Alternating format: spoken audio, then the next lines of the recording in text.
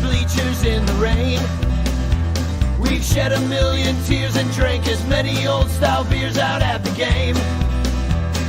Let's go, Cubby, Ranto. Michael Cotton. Ranto. Michael Cotton. Ranto and the lovable Lucy. Boutros Ghali. Ranto. Michael. Ranto. Cotton. Ranto and the lovable Lucy. Michael Cotton. Ranto. Boutros Ghali. Ranto.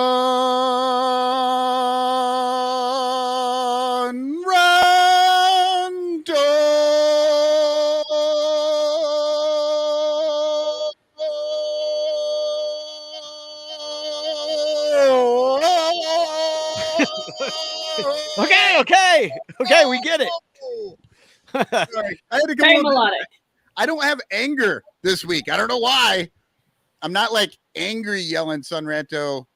Maybe it's because the Cubs actually had a good week. They had a great week. They went 5-2, and now they're definitely buyers. But we'll talk about that in a little bit. Welcome to the Ranto Show.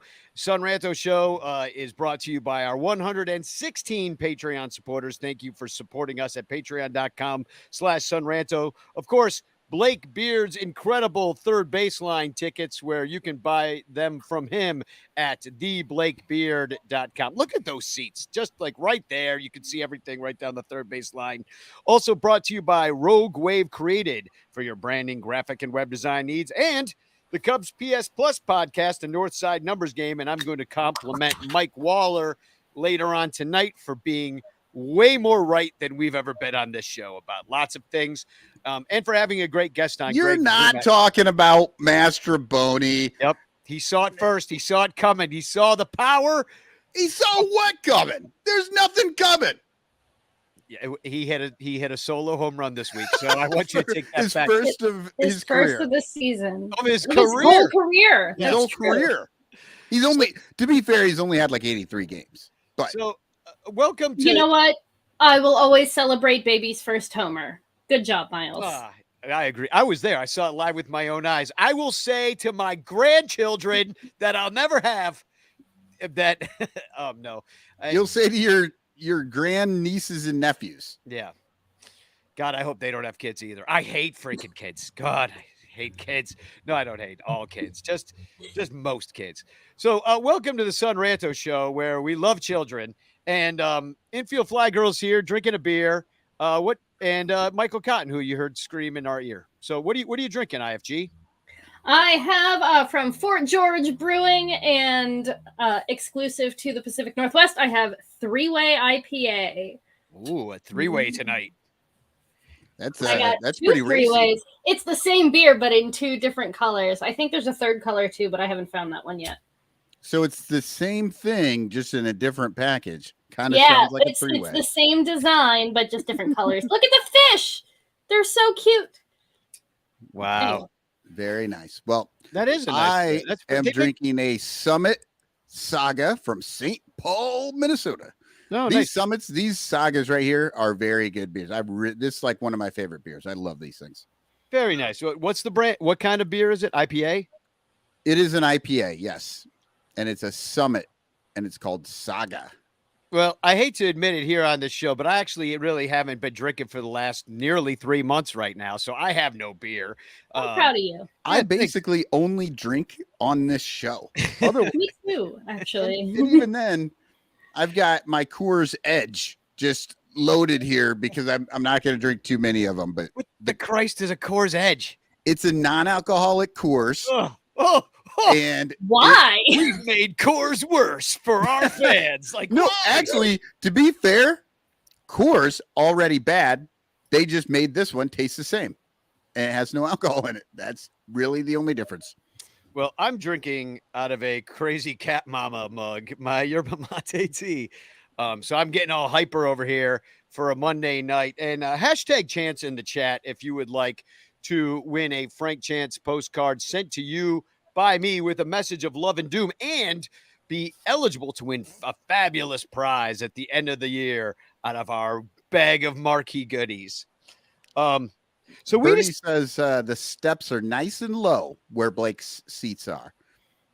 Yeah. Which honestly, that's good to know. You tie a few on. You want to know that when you fall, you're gonna fall down 12 very light, small steps rather than some of the steep ones up in the upper decks. Oh, well, the bleachers when people just go rolling over onto each other and beers are flying. And so, hashtag change to the chat. We thought we'd start tonight with the little rakes, flakes, throws, and blows. We've had few series since the All-Star break. So we've got a small enough sample size to rip on our players with. Why don't we do a rake? Today I'm going to show you how to rake. How does one rake? How does one rake? Well, Does one? What's that? Nah, I was gonna drop it on you. Go for it. Who's raking? Tell me. I want to hear it. Well, if you want to rake, what you I do wanna is hear- you go to Los Angeles because Uh-huh. nobody knows how to rake like people from Los Angeles, and you get a Cody Bellinger. That's right, you do. Since the All-Star break, Bellinger has been lighting it up. In 10 games, he has hit 5 home runs, driven in 15 runs on 17 hits, and only struck out 5 times. That's right. Yeah. I want an apology from everybody in the chat who thought he was just going to be the doofy stoner sitting out with us in the bleachers by this time this year. Go on. I want to see it. I'm going to put him on the show. Say, I'm sorry I didn't believe in Cody Bellinger. David Elliott's a little confused. We're already talking about the Cubs. It's less than 10 minutes into the show. So, yeah, you can't be late. We're getting right into it. Okay. Well, no, listen to the slash line that he's had. 436, 452 OBP. Wow. And 872 for a 1324 OPS, that's exactly what he wanted. He bet on himself. He signed the 1-year deal. It's also what the Cubs wanted, but they wanted it probably for different reasons. And now we got to find out whether or not the Cubs are going to stick with the reason they signed him or not, because everybody knows this was their dream scenario, right? For him to hit well so that they could flip him for something. For a bunch of toddlers, I'm sure. Yeah, well, I guess that could be, and it looks like it might be likely, like we're right on that cusp of whether to sell or buy, and we'll talk about it in the second section of the show. But I love that people still are having this debate on whether to sell or buy. Well, I mean, let's talk about it in the second part of the show. But Bellinger specifically, I think about being a flip job. The problem with that is you're not going to get that much for a rental these days. Like, that ship has sailed. You got the third wild card spot now. That is not just one game. You can get in and have a more decent chance. So I don't know. I don't think people are willing to give up like top prospects for Cody Bellinger. Even no matter how good he is, you would have to have a real need and a real desperation to be like, I need, a lefty bat who plays center and first, like his specific skills. And, right.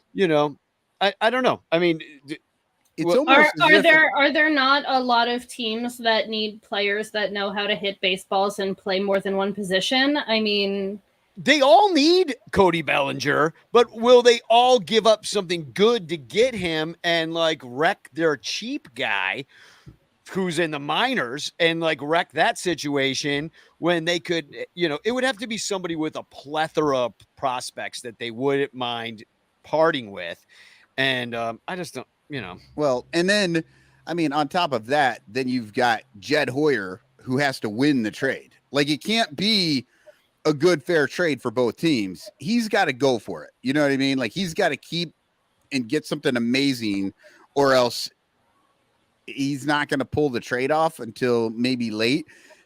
I don't doubt that Jed is going to screw this up like he has in the past. And by the way, whoever Facebook user is, you are correct. I believe I did talk trash against Bellinger early in the season, and I was wrong. Bellinger actually came back from the toilet drain. Like, he was going around. He's like that little turd. Like, you think it's gone, And then like an hour later, you go to the bathroom and you're like, oh, look, it's still there. That's a really strange and bad analogy, but we'll take it. But why don't we move on to the? I just want a clip of Cotton saying I was wrong. You know what? might I make a change song. my mind all the time when things are proven to me that I should change my mind. I mean, Lyle Aker changed my mind on the DH. Before him, I thought, you know what? No DH at all. And then he got me to realize, no, the DH in one league is a great idea. Well, we're not getting you on DHs. We're gonna. I haven't worried about flakes since my grunge days. Remember them? Okay. Were you even ready for flakes? No, I did have one quick shout out, and I will just drop it in here real quick. Patrick Wisdom, surprisingly, as bad as he kind of always seems, he's played in 7 games and he's only gotten 20 plate appearances. But he's got 5 walks and 4 hits in that limited time. And 3 of those 4 hits were home runs. So, like, he's a complete feast or famine guy. But, I mean, he's only struck out 5 times. Like, you just... Good job, mustache boy. In my mind, every time he comes up, he strikes out. But, yeah, no, he's actually, he had a pretty good couple weeks. Before we get off Belly too, I got to say I am wearing a Bellinger shirt tonight. I've got. I love that. He hit a ball 420 feet on 420, and this is like a High Times cover with Cody looking all stony. I'll drop the link for this. This is from In the Clutch shirts. I'll drop the link for it in the chat. That's a great one. I like that. And Sun Ranto is the code for 10% off too. All right, so getting into the flakes, this is going to be shorter. For everybody who's had at least 20 plate appearances, Trey Mancini has been the worst. He has the lowest batting average, the lowest on-base percentage, the second lowest slugging percentage, and that all adds up to the lowest OPS by more than 100 points. Trey Mancini is not good. I wanted to like him so badly, and yet... I'm with you, IFG. I thought like he might be the guy. The Hosmer thing ticked me off. The Mancini thing didn't bug me as much until they actually started to play, and I saw that like he really wasn't very good. Yeah. Yeah, and plus I remember when Heather Linington Noble came on the show, and we were pretty excited about Mancini, and we asked her all about it. And she was like, he's so great. You're going to love him. I'm so jealous that he's on your team. And so we were all about it. And then like we saw him, then they put him in right field, I think at first. And it was horrible. And then he didn't hit. Then he dropped a bunch of baseballs at first base. And like, I mean, he was with the Orioles his entire career, right? And then until he got traded to Houston. He went to Houston for half a year, and then the Cubs picked him. And maybe it was one season. How sad is he that he's not an Oriole this year? They have the best record of in the all American years, right? It's like when we won without Starlin Castro, and he was just there for all those years, like doing nothing except for sleeping. Mancini, a shame. Like, I mean, and I still root for him, and we're gonna have to because we got him next year unless they can flip him for something. But we don't even need his particular skill. First base. Right. No, I mean, you've got Bellinger there that could play it. And then you bring in, then also they should have Mervis up here. And honestly, I know everybody hates Jared Young, but if you had Mervis and his day offs, that was Jared Young's spot, was just his days off, and maybe, whatever, like that would be fine, but the Mancini thing is just, I don't even understand what's going on there. Yeah. Bernie Barron says it best. I do like Mancini and I wanted him to do well, and he sucks. Yes. So I think we can move. Well said, Bernie. Very, very to the point. So, in speaking of the Bellinger thing, I think I heard Houston might be interested in Bellinger. I think I heard that, and it makes me wonder. We could maybe get what's his name that played on the White Sox last year that we wanted. Oh, Abreu. Abreu. Maybe we get Abreu. I haven't seen what he's doing. I know he started the year really bad. Yeah, I don't know if he's gotten any better since, but he's a first baseman. Last I heard he was doing bad, but he was still doing bad. Yeah. So let's do some throws, shall we? All right. I like this one. This is the My hands to the Lord. Damn it. I was going to get a new throws and I didn't do it. Yeah. No, this is a good one because it might actually make people throw up. Because it's a bit of a surprise. I'm going with Jameson Taillon on this. Pardon? He has started 2 games and he has the second most innings pitched. He's got the lowest ERA of the starters since the All-Star break. The second lowest whip, the second lowest average against, and he struck out 10 while only walking 2. Damn. And it could have been Justin Steele, except for that Horner non-error, whatever that was. And then he kind of fell apart in that 1 inning. And that's the one extra inning that Steele has more than Jameson Taillon. But hey, what did I say? He's not a good pitcher. I don't think he's a good pitcher, but he was getting more consistent. He's starting to put a few things together. And if you plan for him, you can use a guy who's consistent because, he just seems to be granted, it's, 4 runs a game usually, but then you get every so often you get one like he had on a Sunday, no less. A Sunday I think he just at got home sick of with being Taillon. verbally abused on Twitter. What's that? I said I think he just got sick of being verbally abused on Twitter and decided to take a break from sucking for a minute.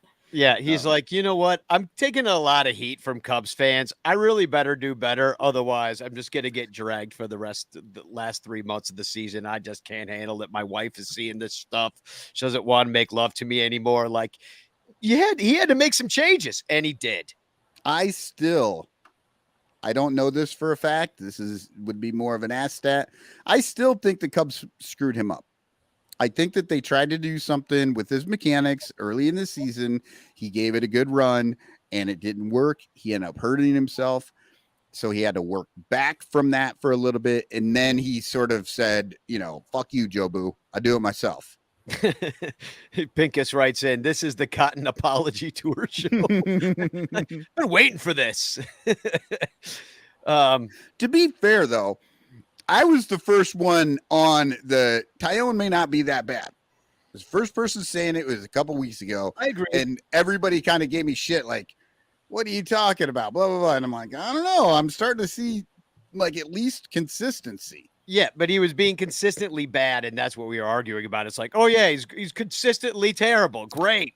But if you're consistent and you have any sort of good management, they can work around consistency. It's the one game you're good and one game you absolutely can't pitch at all. You know what I mean? That's the stuff that makes it really hard to figure out how to play it. Well, the news is good on Taillon. Hopefully it continues because we've got him for a lot more time. Right. But I told you that might make people throw up. So, and then out of the pen, Javier Assad, 7.2 innings in 3 games, and he has only given up 1 run on 5 hits, 3 walks, striking out 8. He has a 1.04 whip and a 200 average against in those 7.2 innings. So that's pretty good. I love me some Javier Assad. And I like the way he pitches. When I'm watching him pitch, some guys you watch pitch and you're like, oh, that just looks nice to see, Did you see that? Darvish was like that for me. Oh God, yeah. Did you see that play when he balked Assad? Did you see that? Did you remember the balk play? It was towards the end of the game, and we were already winning the game by a lot. So probably a lot of people had tuned out at that point. But there was this play, and the batter was kind of waving his bat around and making it seem like it was 12 seconds left in the before Assad had to pitch, but he had run out the timer, and Assad saw that and just pitched real quick, and it was a balk because it's a quick pitch. But it seemed like a little deking action, and it's something I hadn't noticed before, and it might be something that doesn't usually happen at all, or is it something I'm not noticing? I'm not sure. Yeah, I don't know. Guys are doing different things to get used to that 8-second rule. I did not see the play that you were talking about. I don't know. It could have been part of my baseball nap. I'm not sure. It probably was. It was at that time of the game. IFG, have you noticed any like, I don't know. It's like the batter's acting weird, like they're engaged with the pitcher. That rule, I'm looking at him, but I'm going to swing my bat around to make it look like I'm still doing warm-up swings. Have you noticed any of that? I don't. I'm a little bit maybe. I'm getting a lot of pitcher stalling for sure. The oh man, I really don't like this ball. All of a sudden, Yeah. Or my favorite is the pitch com. It doesn't work. Oh man, this thing! You know what? Oh! They have gotten away from that because there was probably the whole month of May and just into June, nobody's pitch com worked. Like it was just a mess every game, it seemed like. And then I don't see it quite as much now. I think maybe they got cracked down on a little bit. Must have been sunspots just interfering or something with the satellites. I don't know. Yeah. But people are doing different things. Who is the guy? I can't remember which team we were playing, but there was a batter that would stand in the box and turn his head and look at the clock. So he's in the box ready to go, except for his head's not facing the pitcher. He's looking at the clock until he sees 8, and then he just turns his head the other way. So it's like instead of stepping out and like in use, I can't remember which guy it was. Bill Sugas says Adames did that. Oh, or maybe that was Contreras. Maybe a few guys are doing it now, but it was pretty interesting to see, like, I'm not going to make you wait. You know what I mean? Like, I'm not going to get in there at 12 seconds and be ready to go so that you can pitch anytime after that. I am going to wait until, I have to be in there. Yeah, it was interesting. I wonder if they're going to be able to expose the pitch clock for the fraud it is. Yeah. Anybody else in the chat, if you have seen odd things like that have been going on with the pitch clock, chime in, let us know. And maybe we'll talk about it and see what's going on with it. I know, like, it's not on the Cubs, but like Jose Caballero on the Mariners has been really good about stuff like that. Just that whole, standing outside the box until like second number 9, or, taking his time out right before the pitcher's ready to throw and that sort of thing. Yeah. That's kind of fun to watch. Disrupt the timing. It's however you can do it. And it's what it's always been about. It's what the batting gloves were about. It's what walking around the mound and grabbing and that's one thing I noticed from Assad the other day. Every pitch, he was going down to the rosin bag. Like either he's the sweatiest man on earth, and it was pretty hot, or he needs that moment to like reset his brain or whatever's going on. Maybe his arm hurt. I don't know what happened, but anyway, it's interesting to watch those things and how they fill the time individually how they need to do it. So, I will say though, as odd as the pitch clock is, the guys seem to have figured out how to do certain things with it, but it still does keep the game moving more quickly, because if Assad didn't have to be back in there in 15 seconds, who knows? Maybe he's, playing with that rosin bag for 30 seconds before he gets up there. I don't know. So, all right, let's do let's do blows. You just put your lips together and blow. Okay, this is Drew Smiley. I mean, he has 9 earned runs in 9.2 innings. He's got the worst whip and average against in his 2 games. And it is definitely hurting his chances to be traded at this point for anything good. And then Drew Frowny, am I right? Yeah. Oh man. And he had those 2 pitches that were working I haven't looked in a while, but I believe just listening and watching the games, I feel like they're talking about him throwing more than the 2 pitches now. And it's almost like, dude, just go back to what was working for you. Look at that. Batters are batting 341 against him. Yeah, it is really bad.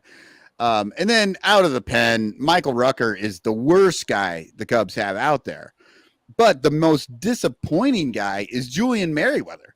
Like, he was so good for quite a while. He had like that one game to start the year, and then he's just been nails. And then all of a sudden, after the All-Star break, like, he's given up 5 earned runs in 5 innings, including 2 homers. Like, it hasn't been good for him since the All-Star break at all. Well, I remember a conversation that we had before the season started, the 3 of us. And maybe we had this conversation multiple times, which was about how we saw the back end of this rotation looking with the players that we had. And that was exactly kind of what they did the other day. Not maybe the way they did it, but with like Michael Fulmer being the opener, which is dumb, but it's what we were kind of expecting. Oh, maybe some piggyback games. And we got a bunch of guys that can go one time through the order. And so they hadn't been doing that at all. And we lost. We lost and we lost and we lost. Tyone lost. Like, he should have been piggybacked more.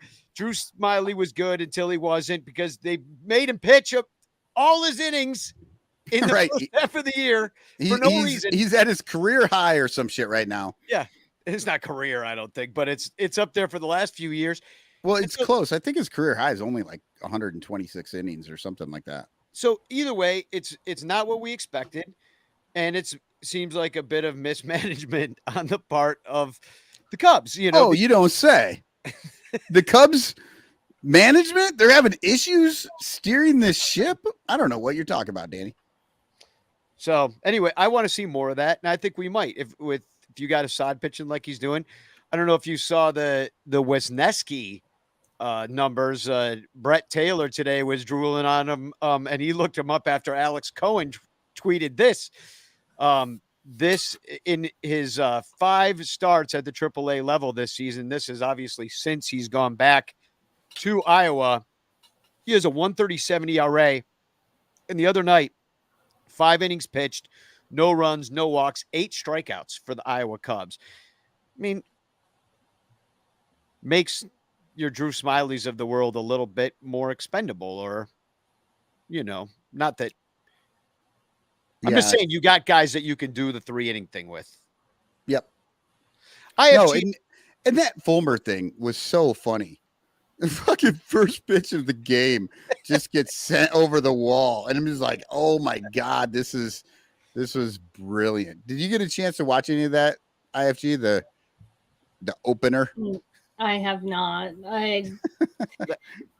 That was the game. That was nuts, because it was not supposed to rain that day. And we can kind of transition into some of these games, talk about it a little bit. I should mention the Cubs had a good week, 5-2, but against pretty bad teams, you know, so it's not like, you know, we're rolling over like the Braves or something like that. But I mean, anytime you're beating the Cardinals, I'm happy, but also it doesn't mean as much as it could. Right. Yeah. Well, but you know what they say. When these two teams get together, you just throw the records out the window. Well, which is what both teams want to do, actually. These games could have definitely gone another way. Like, I would say the second and third game, the Cubs could have easily lost one of those as well. They got beat on Thursday night, and then a bad umpire call against, a few bad calls against Burleson. And I'll just start there, I guess, because this was funny. Yeah, I think I remember it said. Hold on. The scorecard came back and said that it was like plus 1.77 runs for the Cubs. Yeah. Oh, that's a lot. Yeah. That's a lot on a scorecard. Are we skipping the Nats series then? Just going straight to the Cardinals? I say we just amalgamate the entire thing. I mean, I don't think we have to necessarily go in order. Yeah, like ultimately when it boils down to it, we're a team that can't decide whether they're buyers or sellers, and the only people we're winning against are really shitty teams. So yeah, like the Nationals, like remember how freaking sad everybody was after Monday night, and they lose the game to the Nationals after losing 2 of 3 to the Red Sox, and all of them are must-win games. So everybody feels terrible. And that was the Smiley. That was his fault too. That game, or that, that he was just terrible, and the Cubs can never climb back in, despite like they had home runs. They hit a few home runs in that game, and then every time it seemed like they were climbing back in, they'd get like one run down, and then Smiley just gives up more runs. Yeah, and so that's really frustrating for an offense. And then the other two games against the Nationals, if we want to start there, we were losing 3-0, and then won 17-3. I think that's how it worked, or 3-1 at some point. No, that's how it was. It was 3-0, and then the Nats just quit scoring, and the Cubs started. Yeah. And that 7th and 8th inning, let me tell you what. As Bill Sigas would say, if that had lasted 4 hours, I'd have needed to go see a doctor. Because it was nothing but singles and more singles and another single, and then maybe a double in there, and then another single, and it was just game. dink and dunking their asses to death. It was the Looney Tunes cartoon thing where the guys are just running, like just going around the bases in a conga line. And then and Wisdom, actually, one of his homers was the go-ahead homer there in the 7th. And so, if you can consider it, I guess is kind of the point I'm trying to make. You win 17-3, but it was actually a close game. And so was for most of it. And then the third game, you win 8-3, but they put up 5. They blew the lead. They were winning, and they blew it at the end. And then that made Merriweather get the blown save and the win. Oh, yes. That drove me insane. Like, Hendricks actually pitched a good game. Struggled a little bit toward the end, but it was truly Merriweather that ruined that game and then gets the win. Yeah, hilarious. Pitcher saves is the dumbest thing ever, or pitcher wins. Yeah, and the Horner hit the granny in that one, and that's what finally put the game away at the end. And Horner, like, I know he wouldn't be a raker this week because it probably didn't deserve that, but he seems to be coming out of that horrific slump that he was in. So. Yeah. Oh, and David Elliott corrects us. It was just singles, wild pitches, and walks for 8 runs. Yeah. Club inning. Well, just a handful of singles. Yeah, it's like being at the strip club. But no, I mean it was like when you see them scoring in that way, it was just against the worst bullpen in the majors. Like that's all it was. The Nats have a terrible bullpen. They're not trying this year.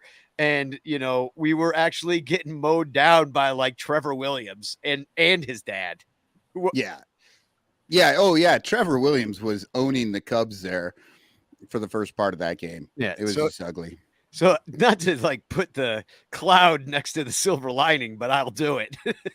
I'm right there with you. Cause it's fun, but, and I'm glad that the Cubs are delivering a handful of fun games this year. Like, you got to have fun sometimes. If you're not going to be good, you should at least be fun and pretty. Yeah. Well, and we're just not good. I could see us maybe starting to click a little bit, which would not be unsurprising that it would take half a year for these guys that just met each other to start playing well together, and that I could see us with an easier schedule having a better second half than the first half, whether it's buy worthy or enough to get you anywhere good. I think it remains to be seen, because now you're looking up at a couple teams. Yeah. Alara on YouTube says, I remember seeing that Merriweather blown save and game win. I thought I was having a stroke. It's amazing that in 150 years of baseball, nobody's ever thought, you know what, let's not give the win to the guy who blew it. Exactly.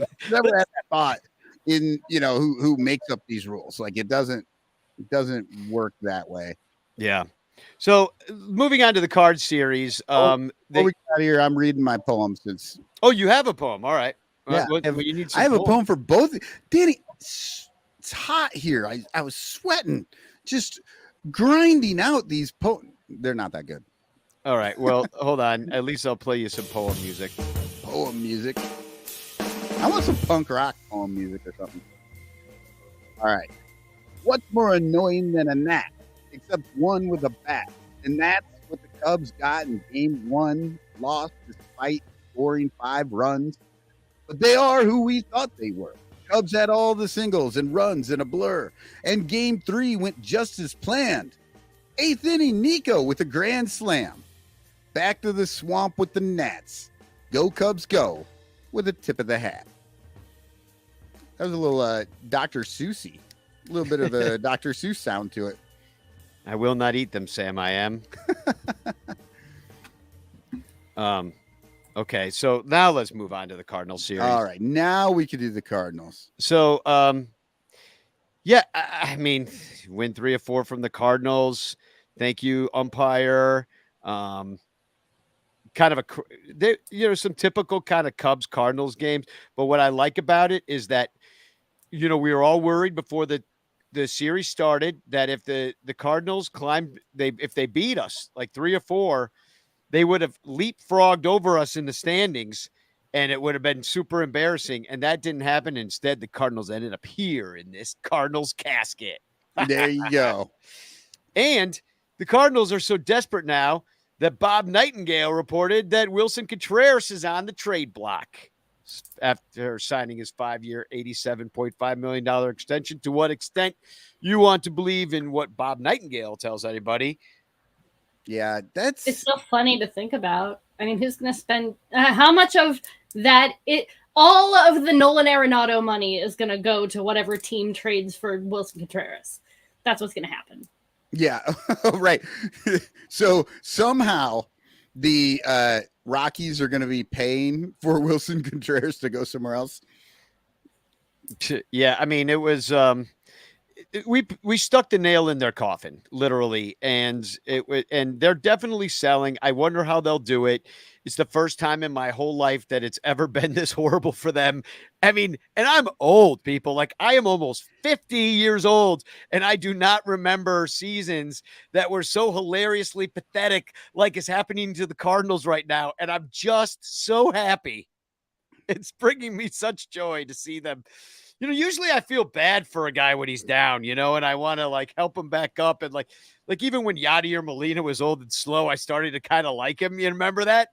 And now I'm just reveling in in just every bad thing that's happened at the Cardinals. So wonderful. So happy about it. Even when they get screwed over, like, can I just talk about this play? Now, I'm putting up for the podcast listeners right now. I don't know what you're talking about, Danny. All 3 of those balls are actual balls. Well, the balls are, but look at the strikes. Look at the strikes. So this is Burleson, and were the bases loaded at this point? I believe they were. Leiter Jr. got this double play, and that 6th pitch there is also outside the zone, but Burleson, I actually think it's Burleson. Burleson, yeah. Yeah.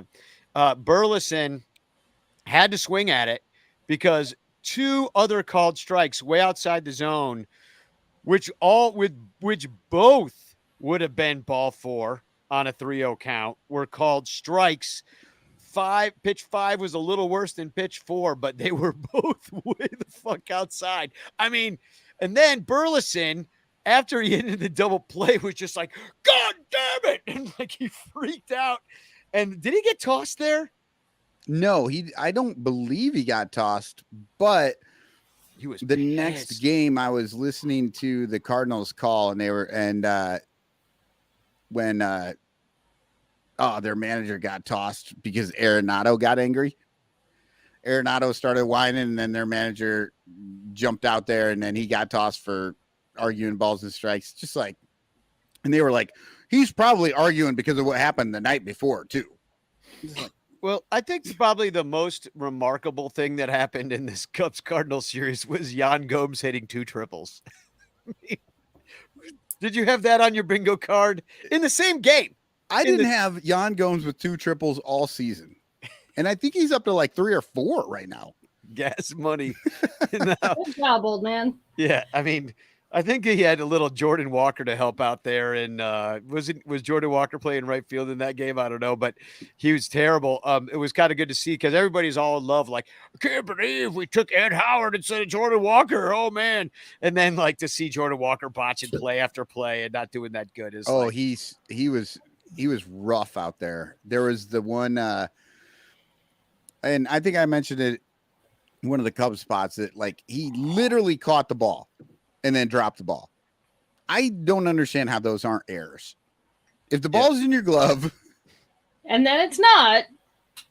It's Well, gotta be, Fucked up. this they is gave the error to what's his name? The Cubs pitcher, because it was kind of sharply hit. It went in his glove and then popped out, and they give the error to him, and it's just like, why are the rules so different? I don't know what an error is anymore. I've been complaining about that on Cubs Pod. Matt Spiegel the other day on the radio, because he was filling in for Pat Hughes, who got inducted into the Hall of Fame.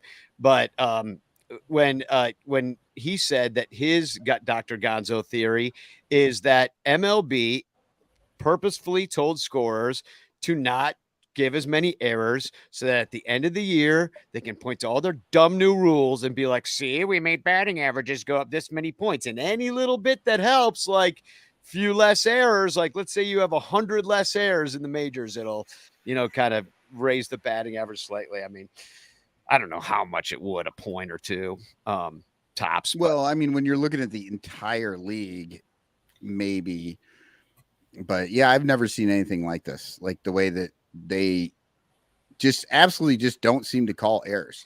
Sorry, could you? I can show you an error. Hold on. This is an error. A second look at this here. It went right through. Oh, it busted the webbing. Did you see the webbing snap loose? Watch the webbing come You loose can in see the back here. of that mitt.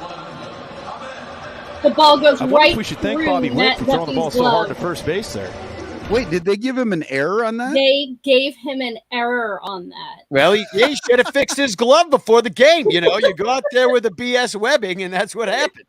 Beautiful amazing. throw. It's right in the glove. It just sails straight through the other side, webbing everywhere. Error. Speaking And of, yet Even Jordan reaches Walker first on an error. doesn't get an error when he catches the ball and lays down on the ground and drops it. well, I like the errors, like especially in the outfield. Like if you're that bad and you just don't touch the ball at all, then you don't get the error. But if you manage to touch it, you get the error. That's Like, been my complaint about error stats for forever. That like Javi Baez would be charged with a bajillion errors for trying to make really hard plays and messing up sometimes. And Addison Russell would have no errors because he never even fucking tried. Darwin I Barney. was just Darwin going to say and Darwin Barney.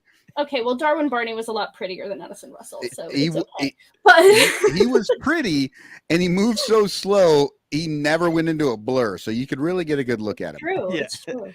So, and now speaking of errors, though, like Wisdom was rough out there. Two bad errors in third base. It's like we're really having trouble with that third base.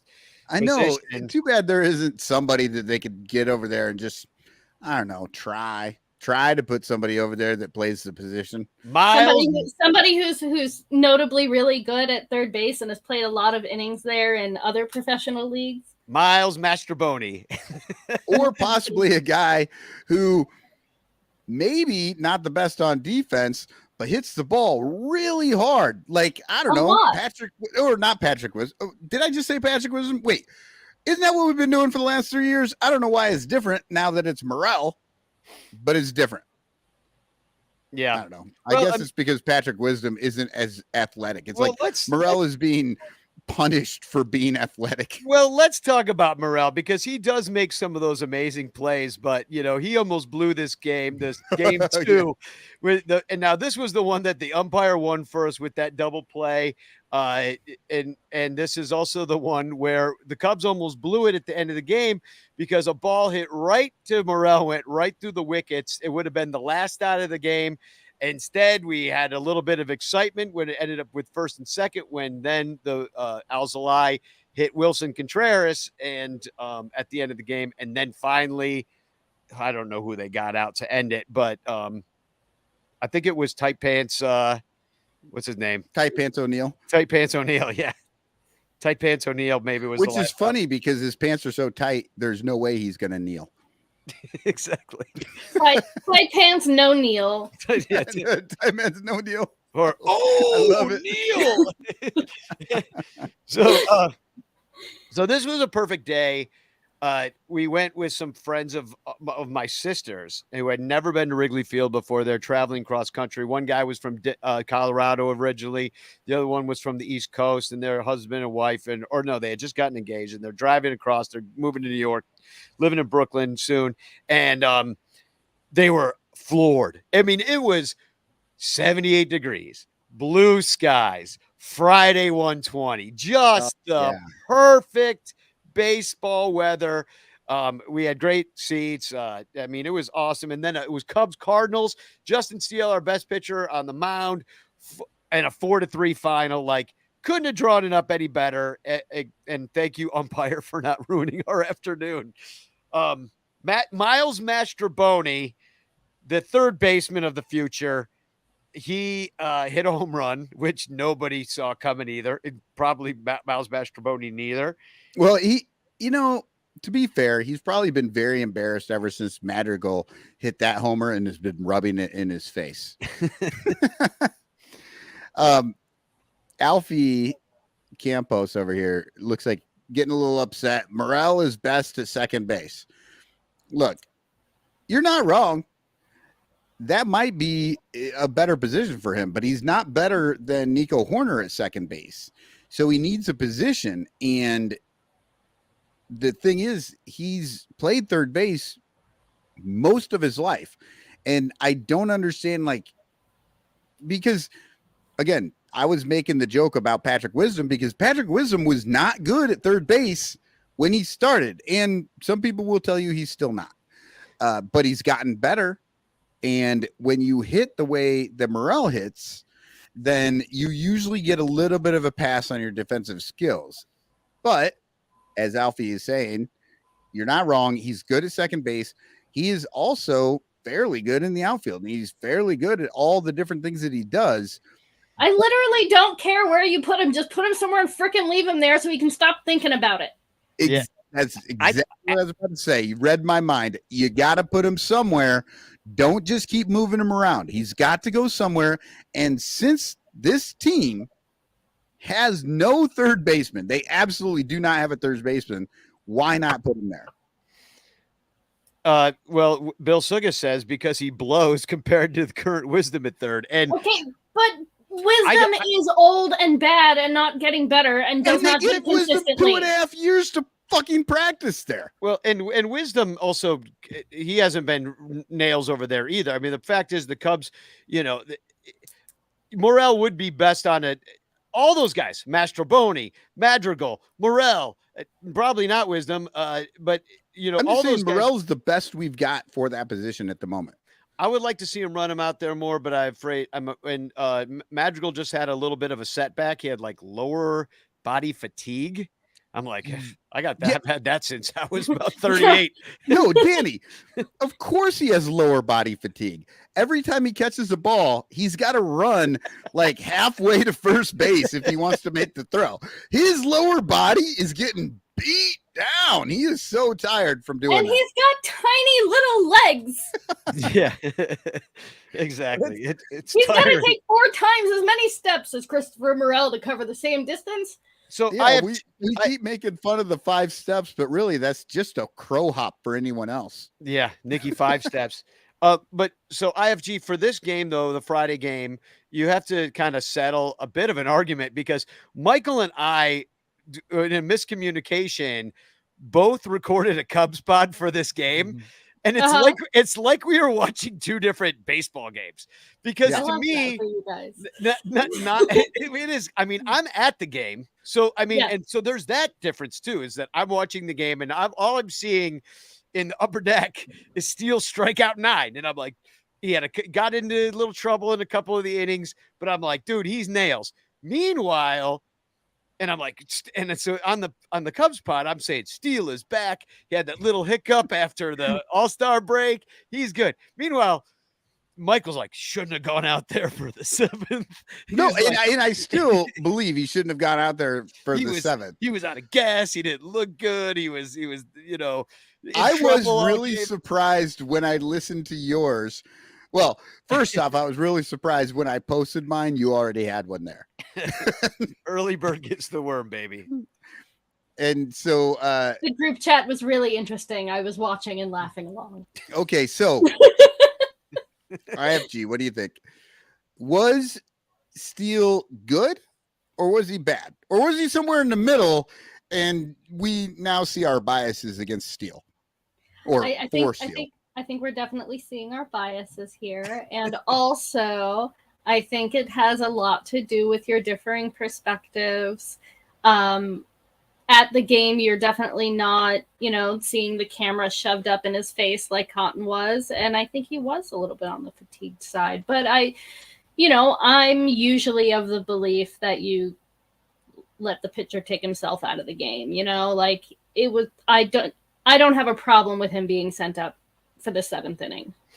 Yeah, 9 strikeouts, so it's still not bad though. Well, to be fair though, Danny, I mean, it's really good, in fact. One of those strikeouts was in the 1st inning, and Goldschmidt just swung at garbage and got a strikeout. It was a wild pitch, got away from Amaya, and Goldschmidt made it to first base. So you were talking about he had 3 innings where he had a 1-2-3. Technically, that was a 1-2-3 because Arenado then hit into a double play. But it was like, I don't know. After I listened to your podcast, I went back, I started watching the game, and I wanted to see what was I seeing, because I was kind of at work but watching the game at the same time, and I kept seeing guys on base all the time, and so that's what made me sort of think that he wasn't super sharp. And in the 2nd inning he gave up 3 hits and a walk. It's amazing that they only gave up 1 run in that. It really was, I think, after going back and seeing it the second time, he was effectively wild. That's what it felt like. Everything he was throwing in there, it wasn't great, but every hit sucked. Nobody got good contact on him.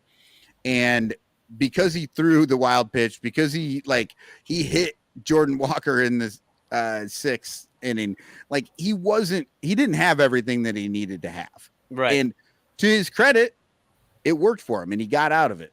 Yeah. But no, I think that it completely changed my perspective because I watched this game from the upper deck and I'm just being like, yeah, strikeout, high five, double play, woo, So I'm just like, this game went great for Steele.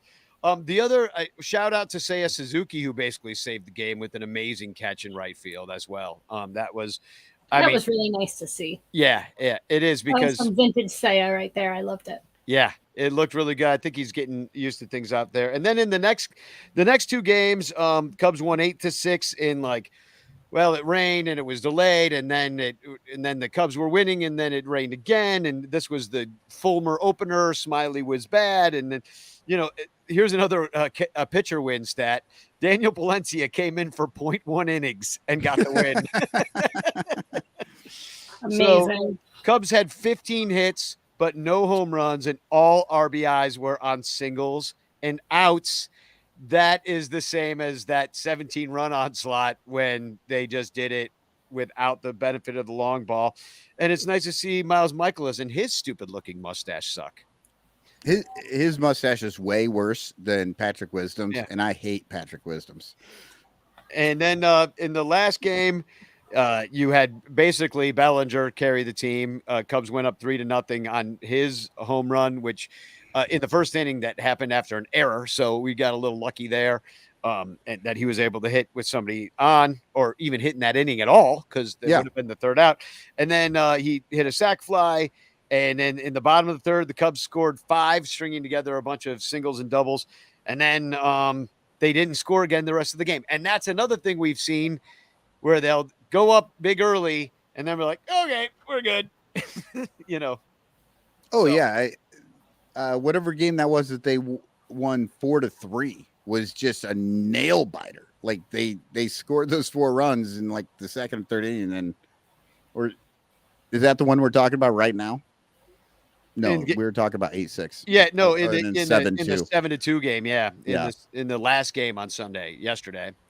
Yeah, they just scored all early and then they stopped. And then it was good because Tyone was fine. He only gave up the one run. And so it was fine, but Bullpen has had a good week also. Like, I mean, outside of maybe some Rucker issues or whatever, how do you handle a Fulmer opener? Like, is that still, I mean, I guess it's still bullpen. It feels weird though, when he started the game to add that on the bullpen, but I guess you have to. That's the only place it can go, right? I to be honest, counts as the starter. Yeah. And it also doesn't, but he doesn't qualify for any sort of a win or a loss or anything. I mean, neither would Marcus Stroman if he came out of the game after 2 innings. So. Yeah, which he pretty much did during his start this week. It was not good. Yeah. Cardinals just rough him up. He does not match up well against the Cardinals. He gets his butt kicked by him. Somebody there in the chat asked what is going on with Marcus Stroman and the Cardinals, because he is terrible against them. It's like you shouldn't even start him against him.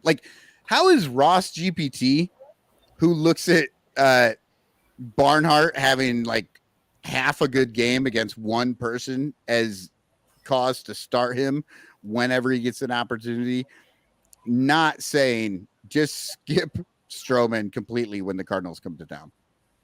What I saw a tweet the other day when somebody questioned Barnhart starting, and somebody with a straight face, I believe, said, "Oh, the Cubs are definitely trying to showcase him." I'm like, showcase him for what? a team that's looking to get their season over faster, to make the outs a little quicker. No, really, your pitching staff could fix this one. Exactly. It's that meme of that record player sitting by the side of the road that says "broken but could be fun to fix." Yeah. Oh man, yeah, we've got quite a few of those players, but we'll get into them when we start talking about some of the trade. Not really rumors. I hate trade rumors, so we're not really going to get into this. But in the second part of the show, I do want to talk about Pat Hughes getting elected into the Hall of Fame this weekend, and we'll talk a little bit about the idea of some trades, and we also have some crazy baseball we want to show you for fun. But in the meantime, we're just going to take a quick break for hold on. Let me get my poem in. Oh, yes. All right. Well, we'll do the poem and then we'll take the break. What's interesting about this that people don't realize is behind the scenes, Stanley always reaches out to me. Do we have poems? And I'm always like, yeah. And then Danny never remembers them during the show. Well, I'm busy. It's just so funny that you always ask me about them and you're like, yeah, but fuck you. It's like Lucy and the football. Yeah. Read your damn poem, Cotton. Quit stalling. Bleachers buzzing, feels the rivalry is real. Cardinals wanted blood at Wrigley Field. The Cubs held at the friendly confines. St. Toothless beat between the lines. Game 1 lost, but the true cost fell to the Devilbirds high on their cross. Hung for all to hate, losing 3 straight, struggling ahead of Pirates in last place. Jed is still wrong, but the fans sang the song. For the Cubs, we love finishing strong. Against bad pitchers, belly itchers, red-shirted, whiny little bitchers. They can take that back down the river. Dude, that was maybe your best poem of all time. It really. Aren't you glad I fucking brought it up? Yeah, I am. So for that, you should become a Patreon subscriber. Here's a commercial. All over Chicagoland, there are thirsty, frazzled, overworked Cubs podcasters who are struggling to survive one more baseball season in the dog-eat-dog world of unpaid content creation. But it doesn't have to be this way. You can make a difference. Become a super ranter at patreon.com/sunranto, where your support ensures that poor, sad, pathetic, ugly, loser Cubs podcasters can pay for tickets and beer, and in turn, line the pockets of the baseball oligarch Ricketts family. Just $1 a month can buy a scorecard. $5 a month can pay for guitar strings to write a Cubs song. And $10 a month almost buys one beer at Wrigley Field. Cubs content creators are the lowest pieces of pond scum garbage that slither over the face of this planet. But super ranters help them get drunk and screw off at baseball games. What do you get out of it? The Son Ranto Show delivered to your podcatcher without stupid advertisements like the one you're seeing and hearing right now. Plus, at other Super Ranter levels, you can get Cubs music, access to private Son Ranto pages, the Ranter calendar, and special thanks and Ranter recognition in our live broadcasts. Plus, eligibility for monthly prizes. What does Son Ranto get out of it? Your money. For tickets and beer. Go to patreon.com/sunranto. That's patreon.com/sunranto. And become a Super Ranter today.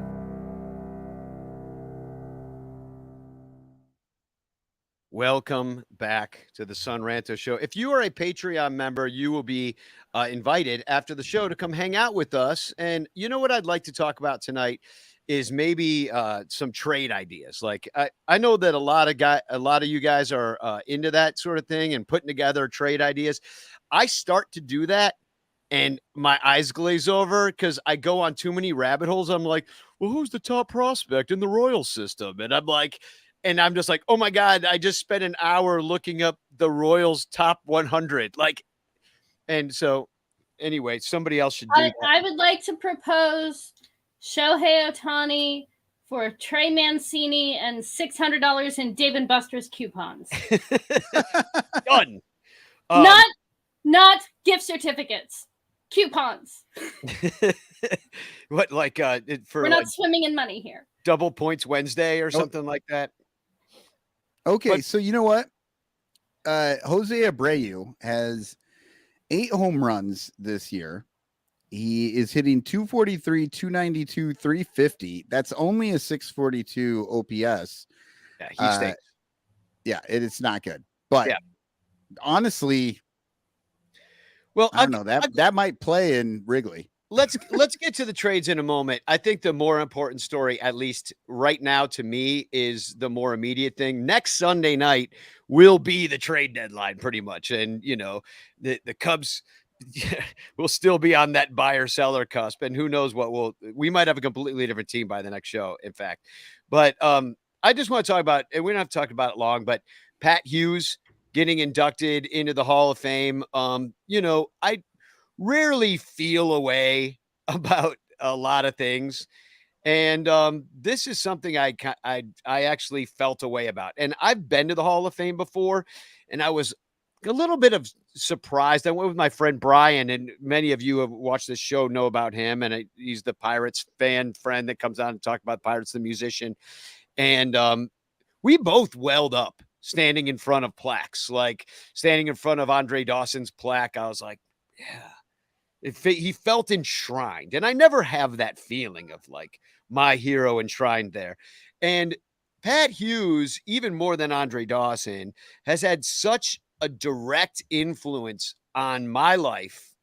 Absolutely. And very specifically, when I started getting back into Cubs baseball was right around Bartman time, 2003. Like the 90s, I really didn't pay that much attention to the team. And then, you know, finding Pat Hughes, and then he was with Ron Santo for years. And I think about when I had 3 dogs and I lived in Upper Manhattan, and I was in a bad marriage, and it was not, I mean, I'm not going to go into why it was bad. We'll do that on the post show. For the Patreon members, you can hear why I fucked up my marriage or why we fucked it up together. But, no, it's, you know, I would go for these walks with the dogs, and it would be, you know, nighttime in New York, and I'd be walking around the park with the dogs, and I didn't want to go home, you know, because it wasn't going to be good there. You know, there was bad blood. And so I would walk around with Pat Hughes and Ron Santo just entertaining me all summer long. And I'm sure my ex-wife was pretty happy I was out of the house too, you know, just like, you know, these periods of time. And then even after we broke up, the Cubs and Pat in my ear was just so soothing and healing to me. And it's made me romanticize the Cubs to the point where I moved back to Chicago. And there were multiple reasons why I moved back to Chicago. But me getting back into the Cubs was a huge part of it, because when I needed to heal personally from a lot of crap that went on in my life, the Cubs were some sort of home to me. And it made all the difference in the world to have them in my life. And Pat Hughes was one of the biggest parts of that to me. And so when he gets inducted into the Hall of Fame, it's like, I feel like I'm going in there with him in a way, because and I know a lot of us feel that way because he feels like family to us. And there's just no better broadcaster to me. And I was thinking about this, like when Pat's gone, I don't know that I'm a Cubs fan anymore. Like, I don't know if I could handle that situation. You know what I mean? Like, now what? Like, and the new broadcaster, Zach Zaidman, and you're like, if they do anything like they did with Boog, like, I'm totally screwed. Like, Well, unless they move Shambi from TV to radio, you might still be in, because he's actually good on the radio. He just sucks on the TV. True. So anyway, that's just all I want to say about Pat Hughes. Just congratulations to him. And I wanted to point out that if you have the Odyssey app, I think that's how I found it. There might be other ways to find it, but there's a Call to the Hall special that they produced. And I'll say something nice about Zach Zaidman. I think he produced a lot of this because he's kind of all over it. I don't know what his role was, but just having produced things like this, it felt like Zach Zaidman might have been involved with the production of it. I'm not sure about that, but either way, they did a real nice job. There's interviews with Bob Costas and John Miller, who's like the San Francisco Giants longtime broadcaster, and just it's great. Check it out. They have some stuff of Ronnie and Pat on there, and some great, incredible stories of like. I don't know if they tell the story about when Ron Santos' toupee caught fire. How do they not tell that story? Yeah, I don't know if it was on that particular one, but there are just so many great memories. And like, they were like, people are mentioning the chat now, great tribute and stuff. Thanks. And but it's like, they are like the sound of summer. And that's what they said on this show. It's like, how many times do we hear a year? You are the soundtrack of our summer. And like, Pat Hughes. I can't go to a baseball game. It doesn't matter where it is, where, I sit down and at the opening of the game, I hear Pat's voice in my head describing the field in front of me and the colors of the players' uniforms and what the sky looks like. And it's so much a part of my baseball experience that even when he's not there, I hear his voice describing the game, Yeah. Yeah, absolutely. And for people who are listening or what, or even if you're watching, like Danny said, you can find that on the Odyssey app. That is AUDACY, not ODYSSEY. Odyssey, like it's not Odyssey, it's Odyssey. It's not dun dun dun dun dun dun. It's dun dun dun dun dun dun. Under pressure. No. Ice, baby. Well, now we're the ones committing the. I'm just really glad you guys picked up on a very obscure 1990s reference. Yeah. So we're old, Cotton. So I know, but even that was pretty obscure just across the board. So Cubs, I wouldn't trade Pat Hughes for anything, but the Cubs are certainly going to try to either buy or sell. They're right on the cusp. Will they trade somebody? Stroman, Belly. First, I'd like to ask you guys, I thought it was interesting. I listened to the recap podcast with David Kaplan, and Gordon Whitmire, who's on that show, said, he goes, hey, I think that it's already been decided. This team is sellers. There's no doubt in my mind. Now, this was right after the Washington loss that they recorded. Does anything, I don't know if it will change for Gordo, but does anything change for you because of this. I don't know if you were into. I don't think we talked about it. Like, should the Cubs buy? Should the Cubs sell? I was personally like, they are sellers. It is a done deal. Does anything about this week change your mind? IFG, do you think that? What do you think? Are you asking me what they should do, or are you asking me what I think they will do? Both. Both, yeah. Okay. Well, what they should do is give Cody Bellinger a lot of money and give Marcus Stroman a lot of money and tell them both to stay right the fuck where they are. And then they should add more things maybe in the off season after we figure out what things look like. I say hold pat, give the 2 players that you know are actually really good a bunch of money to stay here, and then add more in the off season and make a really good run for next year. That's if you're trying to like play fun baseball and be a good baseball team. What I think they're probably going to do is flip Cody Bellinger for a bucket of potato chips. I absolutely agree with you, IFG. The only issue is how those guys, because I don't know how much it would take for the Cubs to offer Stroman and Bellinger to stay. I mean, that's because both of those guys Stroman has an opt-out, right? Yeah, he does, and he's going to take it. Yeah, so both these guys have the opportunity to hit free agency, and I know that Stroman keeps saying that they want to be here, but I don't know. What do you? So does I think you offer them enough money to not leave. It's not like the Cubs organization is hurting for money. Absolutely if a not. team that is going like a team that makes the money that the Cubs make can absolutely pay Marcus Stroman to not go into free agency. They are simply choosing not to do that. Yeah, and they are, and for what reason they are choosing not to do that, I mean, remains to be seen. They're playing their cards really close to the vest, whereas Marcus Stroman and Bellinger are not. And then I know this is a tactic, and they're like, "Oh, we love Chicago." Yeah, I don't. That's all. Whatever. Yeah. That is. Yes, please give me a whole bunch of money to not have to call a moving company because moving fucking sucks. And David Elliott brings up the point. I have no idea what they can sell for value, and that is the question. Is like these are. I mean, we're talking about the only 2 guys. The only 2 guys that they can sell for value are them. And because they're rentals, you don't know, like you say, you don't know how much you can get for them. And I personally am along the lines of IFG. I think she's right. I'm going to interrupt here. This is Terry E. across the screen here saying Scott Boras is not going to let Bellinger not go to free agency. Scott Boras works for Cody Bellinger. And if Cody Bellinger says, I want to take the offer and stay, then Scott Boras says, yes, sir, I'll take my 10%, please. Right. And Boras has had a few guys sign, right? And extend with people. Not a lot of them, but a few.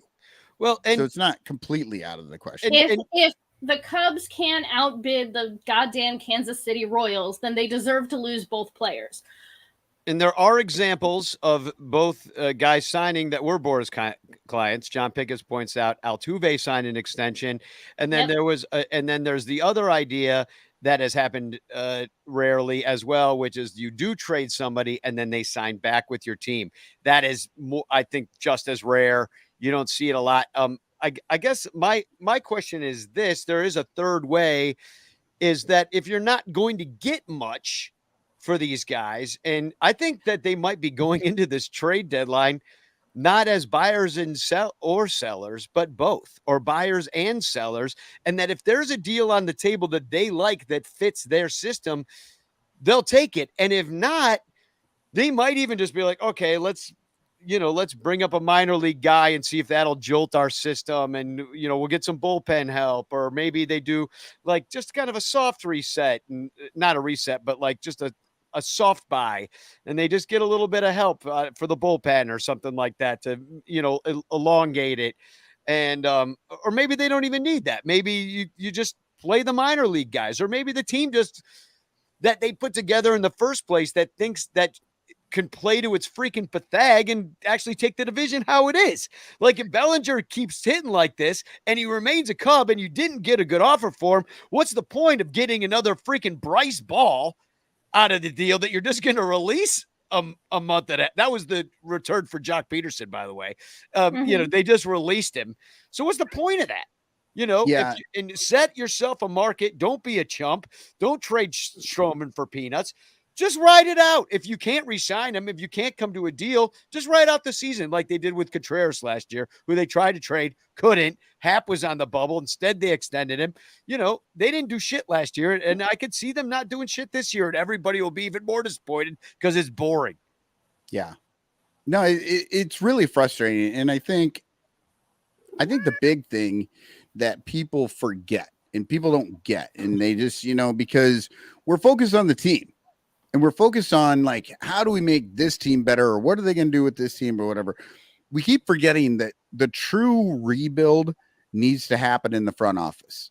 That's where the problems are. 100%. This team, as Danny said, is playing well below their pathag. They actually could be good. There are players in the minors that could help this team. They're not playing well. And they're losing. What do they keep saying? They're losing around the margins. Well, margins is just another word for management. Because if your players are struggling because they just keep getting, one arm tied behind their back and they're doing their best to win games, and you can see it in their stats, right? You can see it in their stats that they're actually better than their record says they are. But when your management continually keeps doing things to kind of slow your progress because of whatever reason, whether either they're just that dumb or they're actually trying to stop this team from winning. Okay, one or the other, they have to go because of it. So can we trade David Ross for Craig Counsell or something? I mean, like, well, didn't they trade and some cash considerations? I don't know. I feel like Terry Francona got traded, or who got traded? I know I saw there was a manager that got traded, and I think when Jed came to the Cubs, I think the Cubs had to give up some prospects. I think there was something in that. Like, I definitely want cash consideration. I definitely want cash considerations on the team. My favorite college pitcher right there, cash considerations. Yeah, I mean, it's they really do find themselves in a weird spot. And like, I see some of the trade rumor stuff coming out, like Bleacher Nation had a thing today. And I know that this is what they trade in. Like, okay, it's trade season. So let's at least have 3 articles about guys that maybe we could get. And today it was CJ Cron, first baseman for the Colorado Rockies, got some pop, been hurt this year. I don't know. Let me put up his numbers so everybody can see what we're looking at. This year, he, because of the injury, he has only played in 53 of the games, but he has 11 home runs in those games, 97 OPS plus. Now, in the past, like, he's hit 31 home runs, like in 2021, for example. He's got quite a bit of pop. But I struggle. And I'm going to keep these numbers up here for everybody to kind of look at. He's going to be 34. I struggle to see how this guy particularly helps the Cubs. He's a 250 hitter who, like, he's 34. He's, I don't know.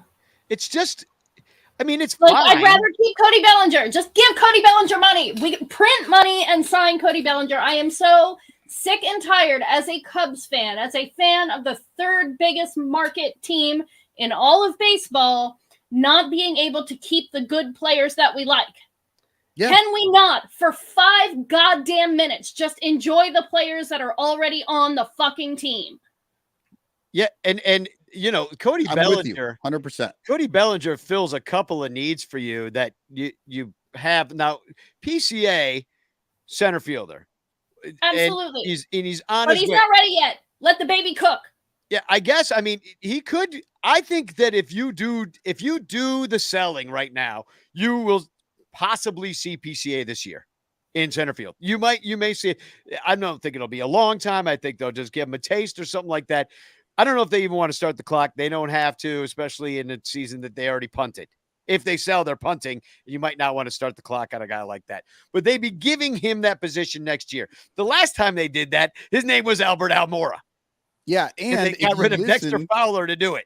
And if you listen to Cup of Cubby Blue, a show that Danny does with Sarah Sanchez. Those guys are idiots. They don't know what they're talking about. Sarah brought up that PCA is not the peripherals, the numbers don't actually show what everybody's hoping he's going to be. Good player, not a superstar, that type of thing, because he's not grading out right now as a guy like a Rizzo and a Bryant did back in the day.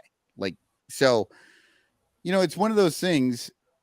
We get excited about these guys because they're the best in our system.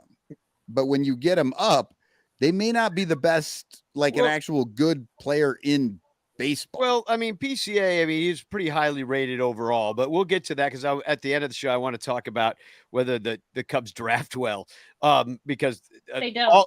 They don't. Spoiler alert, no. The answer is no. But Alfie, and I want to get this comment in here. Alfie says he is not signing an extension. If we could get something for him, we should. This team is not doing anything this year. And you're not getting dick for him. Yeah, if you sign him, you're not getting anything. You're getting a lottery ticket. The return should be better. Scratch off. The return should be better. The return should be a little bit better, I think, than for Jock Peterson. But I don't think that they don't give a lot for rentals these days. It's just that ship has sailed. Everybody knows it's a dumb idea, and I would be surprised if they got more than, like you said, some lottery tickets. Okay, so Alfie Campos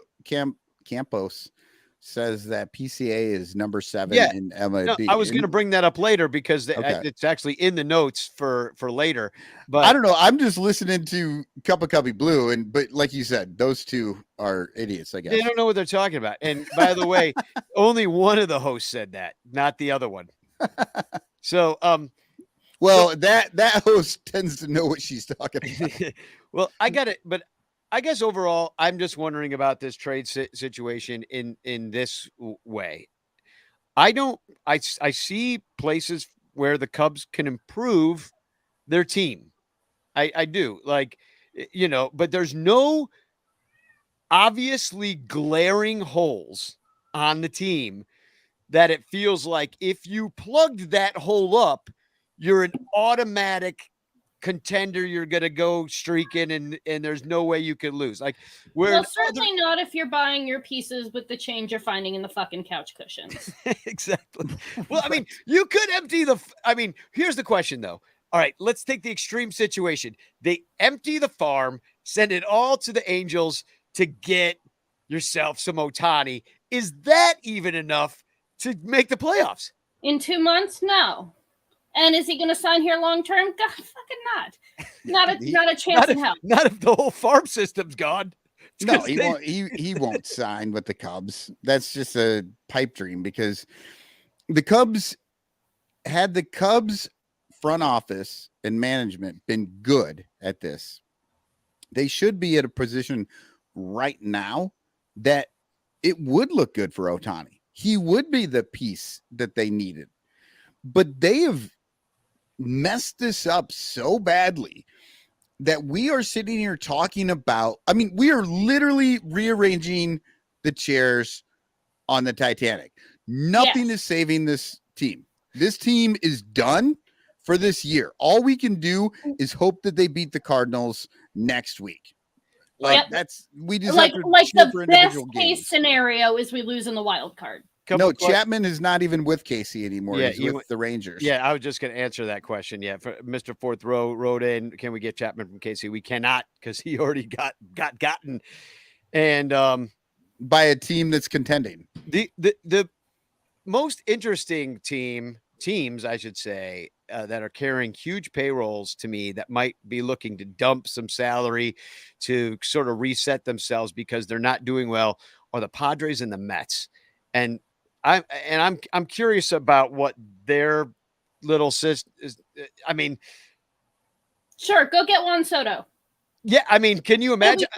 Because they just so impulsively bought both those teams that I can see them impulsively selling. Be like, all right, empty it out. We're gonna try. I mean, if you're gonna pay Juan Soto, why not just pay Cody Bellinger? He's already here. So Alfie writes in, and this I'll make this the last word because I want to get to some crazy baseball and the draft stuff. And then we'll talk all about trades on the Discord. So if you would subscribe to us at patreon.com/sunranto, you could be part of that conversation. But I want to bring this up, and I want everybody to think about it.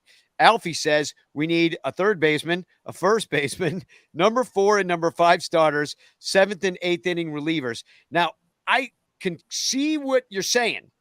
But I'm saying we have those guys. We could just use better guys than what we have there. So, I mean, it's more of like an upgrade. We have passable options at all those places. They just either need to play better and get on some sort of streak or, like 7th, 8th inning relievers. Well, Merriweather was doing great till he wasn't. Fulmer actually was doing pretty good until they made him a starter. He started,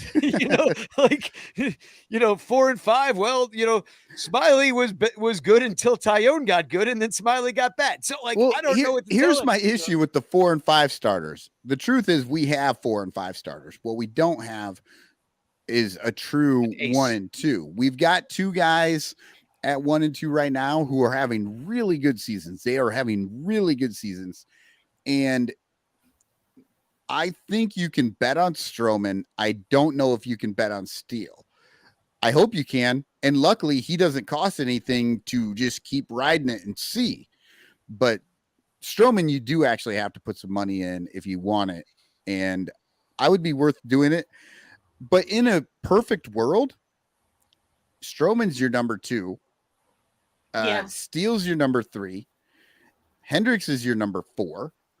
And Smiley, Tyone, you can whoever is your number 5. Yeah. That's why Ohtani, you might make the difference on the season. Just save 20. Every season's sacred. Let's the Chicago go. Cubs have never signed $100 million contract. They're certainly not signing a $600 million. They've signed $100 million. I mean, Hayward was like 170 or something like that. He was 184, but that's over the life of the thing. And Ohtani's going to be getting 50 plus per year. So, let's move on and we'll talk about trades more later. So we're going to do a little bit called Crazy Baseball because IFG said she had a few things, but here's the theme song. Crazy Baseball, Crazy Baseball. Not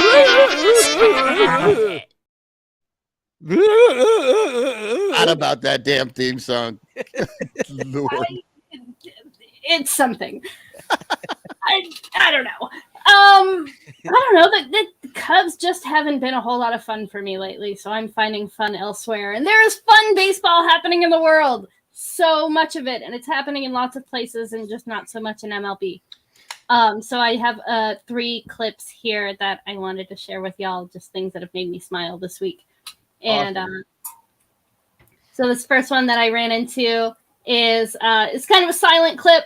I took it from at GoCPBL on Twitter, and it is it's a lovely little thing that the CTBC brothers in the CPBL in Taiwan do every year in the middle of the summer where it's super duper hot.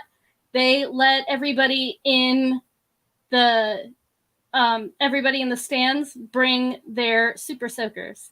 So here you go. Oh my God. So here you have the cheerleaders, and they are, along with everybody in the Taichung crowd, just having a ball, getting soaking wet. It's a blast every season. I want to do that in the bleachers, but with Malort. Yes, that's literally a 1980s movie that got canceled 4 years ago.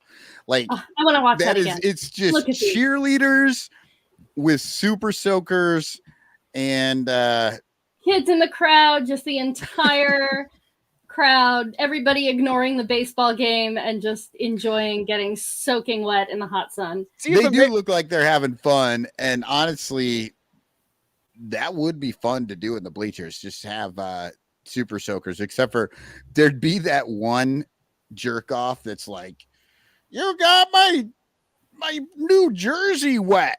Yeah. Yeah. See, those guys just no. And then They somebody need would to stay home slip. that day, or they're gonna get annihilated. Somebody'd slip on the stairs, and then they'd fall down all the way into the basket. And while they were laying there, somebody dunk them with more water. Yeah. It'd be hilarious. We could never have that day in the United States. We were just way too litigious. Yeah. So what Okay. else you got? Quick little scene from the NPB All-Star game. They do a couple of All-Star games. So this is from one of the games.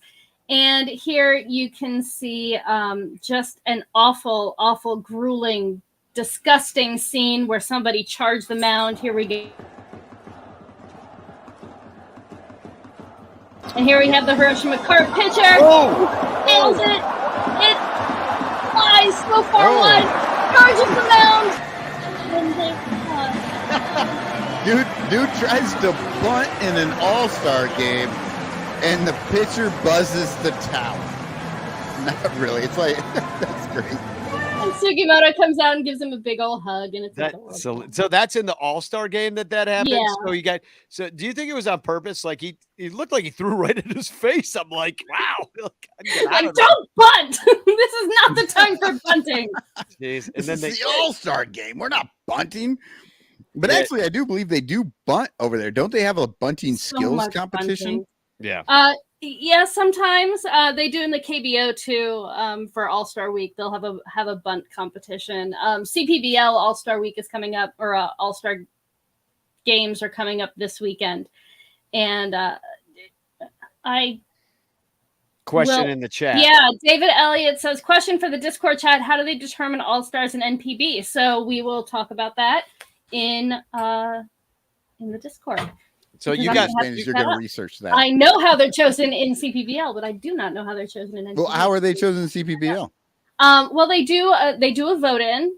Okay. And by who? Part of it is vote in. The votes are given 1/3 of the weight. So that's how that goes. But their all-star games in the CPBL are always sort of themed. So this year it's going to be the voted in all-star team versus the under 24 team Taiwan.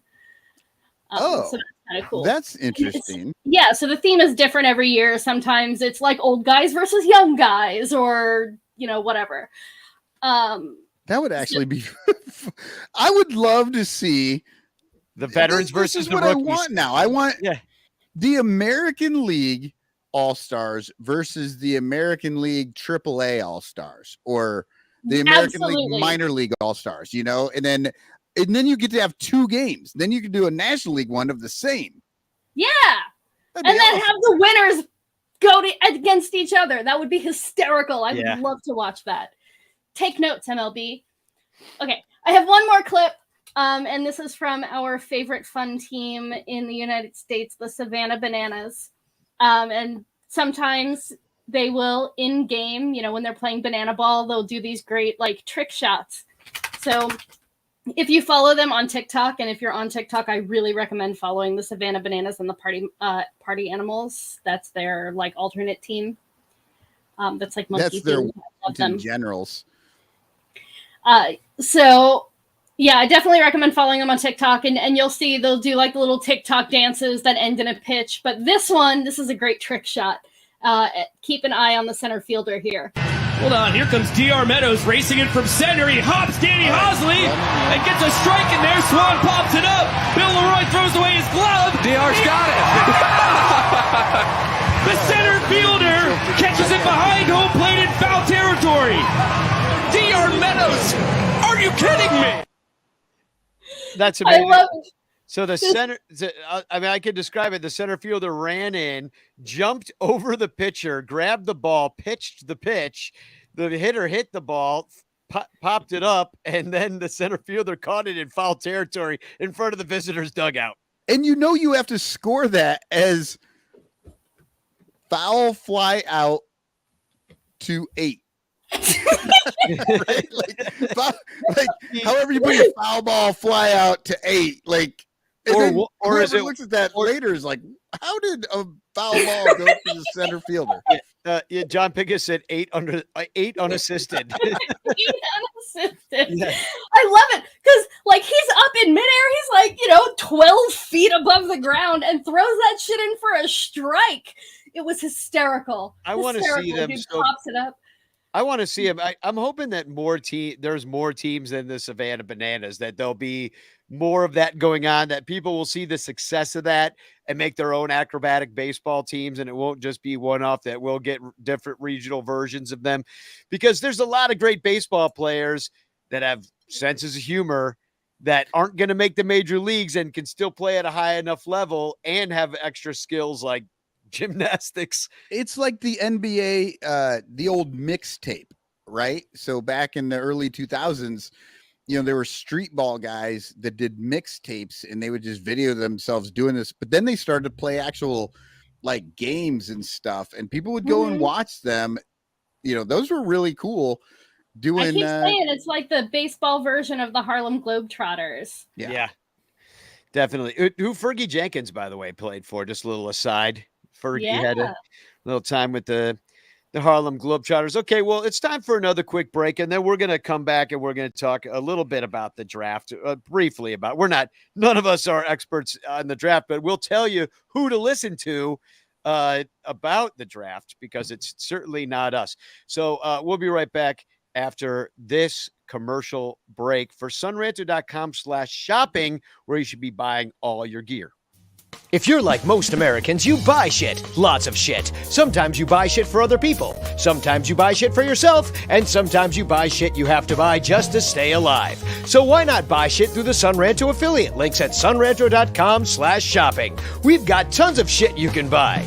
Go to sunranto.com, click on the shopping link, then click our ads and buy shit. We've got Amazon. They've got tons of shit. But you can also buy MLB shit, NBA shit, NFL shit, Fans Ed shit, Southwest Airlines shit, Fanatic shit, Reebok shit, Wine of the Month shit, Beer of the Month shit, Bear Mattress shit, StubHub shit, Lid shit, Sports Memorabilia shit, Volcanica coffee shit, Vibrator shit, Condom shit, Bag shit, NHL shit, and Audible membership shit.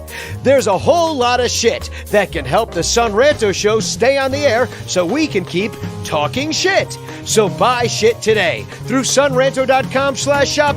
Thanks. Cubs Jesus thinks you're the shit.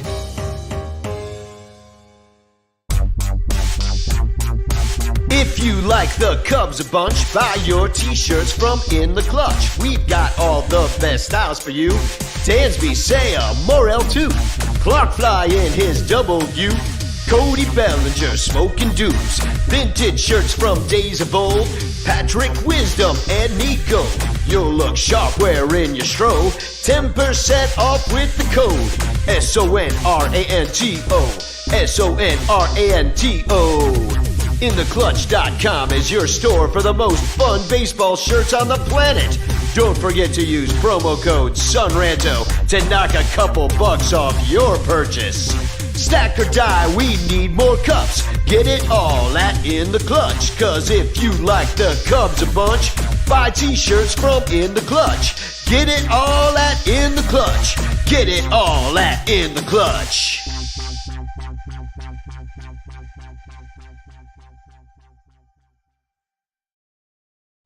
And I'm wearing my In the Clutch Cody Bellinger 420. Smoke them if you got your name. Leave your number.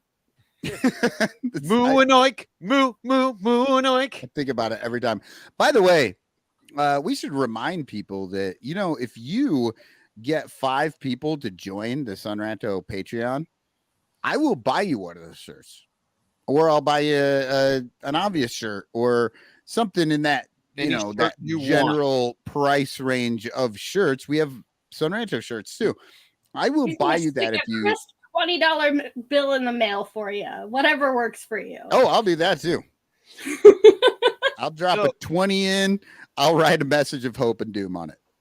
I do have one more kind of commercial to give you guys, but it's normally we right there I would play a commercial for the Cubs PS Plus podcast for Mike Waller's show And I figured I'd just do it live kind of because I listened to the last show with Greg Zumach. I don't know how to say it. CH at the end of that one. I think it's Zumach. Anyway, they call him Poison Sumac in the biker gang that he's a part of.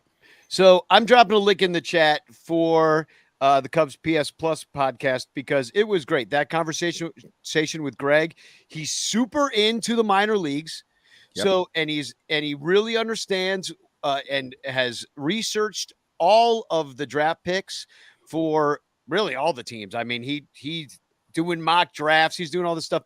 He's the expert on this stuff. You should listen to him. And that was a great conversation with Mike Waller. Zumach says Mike Waller. And I'm going to second that opinion. That was a great conversation. I went for a run the other day. I ran 4 miles listening to those two chatting. Yeah, it was like a whole hour on the draft, hour 15 or something like that. It was great. So I thought it would be fun. Well, not fun, just maybe enlightening, because the thing I kept hearing everybody say during this whole draft thing was, well, we'll know about these guys in 5 years. Well, they're a couple of years away, and then we'll see what we got, and maybe they'll be coming up. So I thought it'd be fun to look at the last 5 years and see what we got and how it worked out so far. And first and foremost, and that's not going to come as a surprise to anybody, but there's not a lot of guys that the Cubs actually drafted in this draft that we just saw that are currently on the team. Not many at all. You got the international signings like your Amayas and your Morels and stuff. But from this draft that we just saw, there's very few players. There's Nico Horner, who was a first-round draft pick. Ian Happ, who's also a first-round draft pick. Well, and let's remember, they wanted, and I believe this is Jed wanted Nico Horner to go back to AAA so goddamn bad. He just never worked out that he could send him back to AAA. And Nico Horner was absolutely available and ready to play as soon as he got up to the major leagues for the 8 people who died in front of him. Yeah, no, they lost every shortstop they had. Nico had to play. And then the other guys that have the Cubs drafted that have made the major leagues is and has played this year. Jared Young, 15th round, 15th in 2017. And then you see how much they like him. Yeah, and then the 5th, they do like him. They brought him up 5th round. Well, right, but then they stopped playing him, and they just made him. Well, this is what I would. Let me give you all. But they sat him on the bench forever. Let me give you all the guys, and then we can talk about the overview of how this looks and what it all means. Because in the 5th round of 2017, which is a big year, a lot of the guys from 2017 have been coming up, and that was now 6 years ago. So 5th round 2017, Velasquez, he's from that draft. Steele was in the Velasquez, another guy that they brought up and then sat down. Then back down. Yeah. Steele, 5th round 2014. So he was down there a long time developing.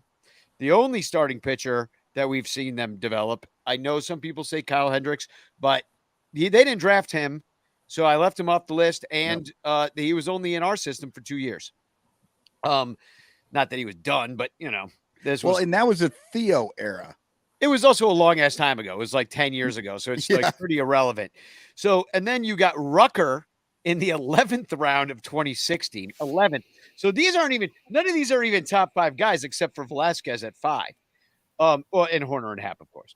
So, and then you got, as far as pitchers go, you have Keegan, 3rd round of 2017. These are all 2017. Keegan, 3rd round of 2017. Thompson, who is injured. Hughes, who's also injured, in the 16th round of 2017.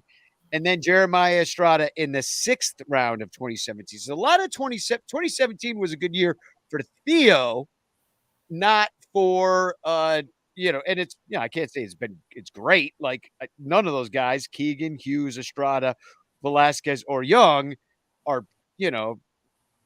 this is 6 years now, and they're just kind of periphery players is what we've got here overall. And then Horner and Happ are your only like kind of mainstays out of the entire team. And so you can say that so far it's not gone well.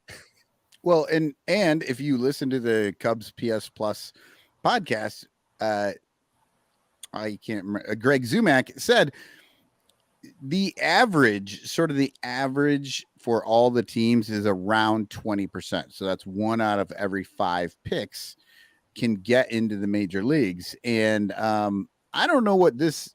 I'm not great at math. I'm saying we're under 20%. We are. I mean, are we counting? We've Are got we 2 counting out of guys everyone. that we drafted and raised up and let go be good for other teams? Yeah, that's another question. I mean, yeah, there's a couple ways to look at Yeah. it. I was just kind of looking at who was on the Cubs currently. And, just overall, I would say that of those, there's no Hall of Famers there. Here's part of the issue.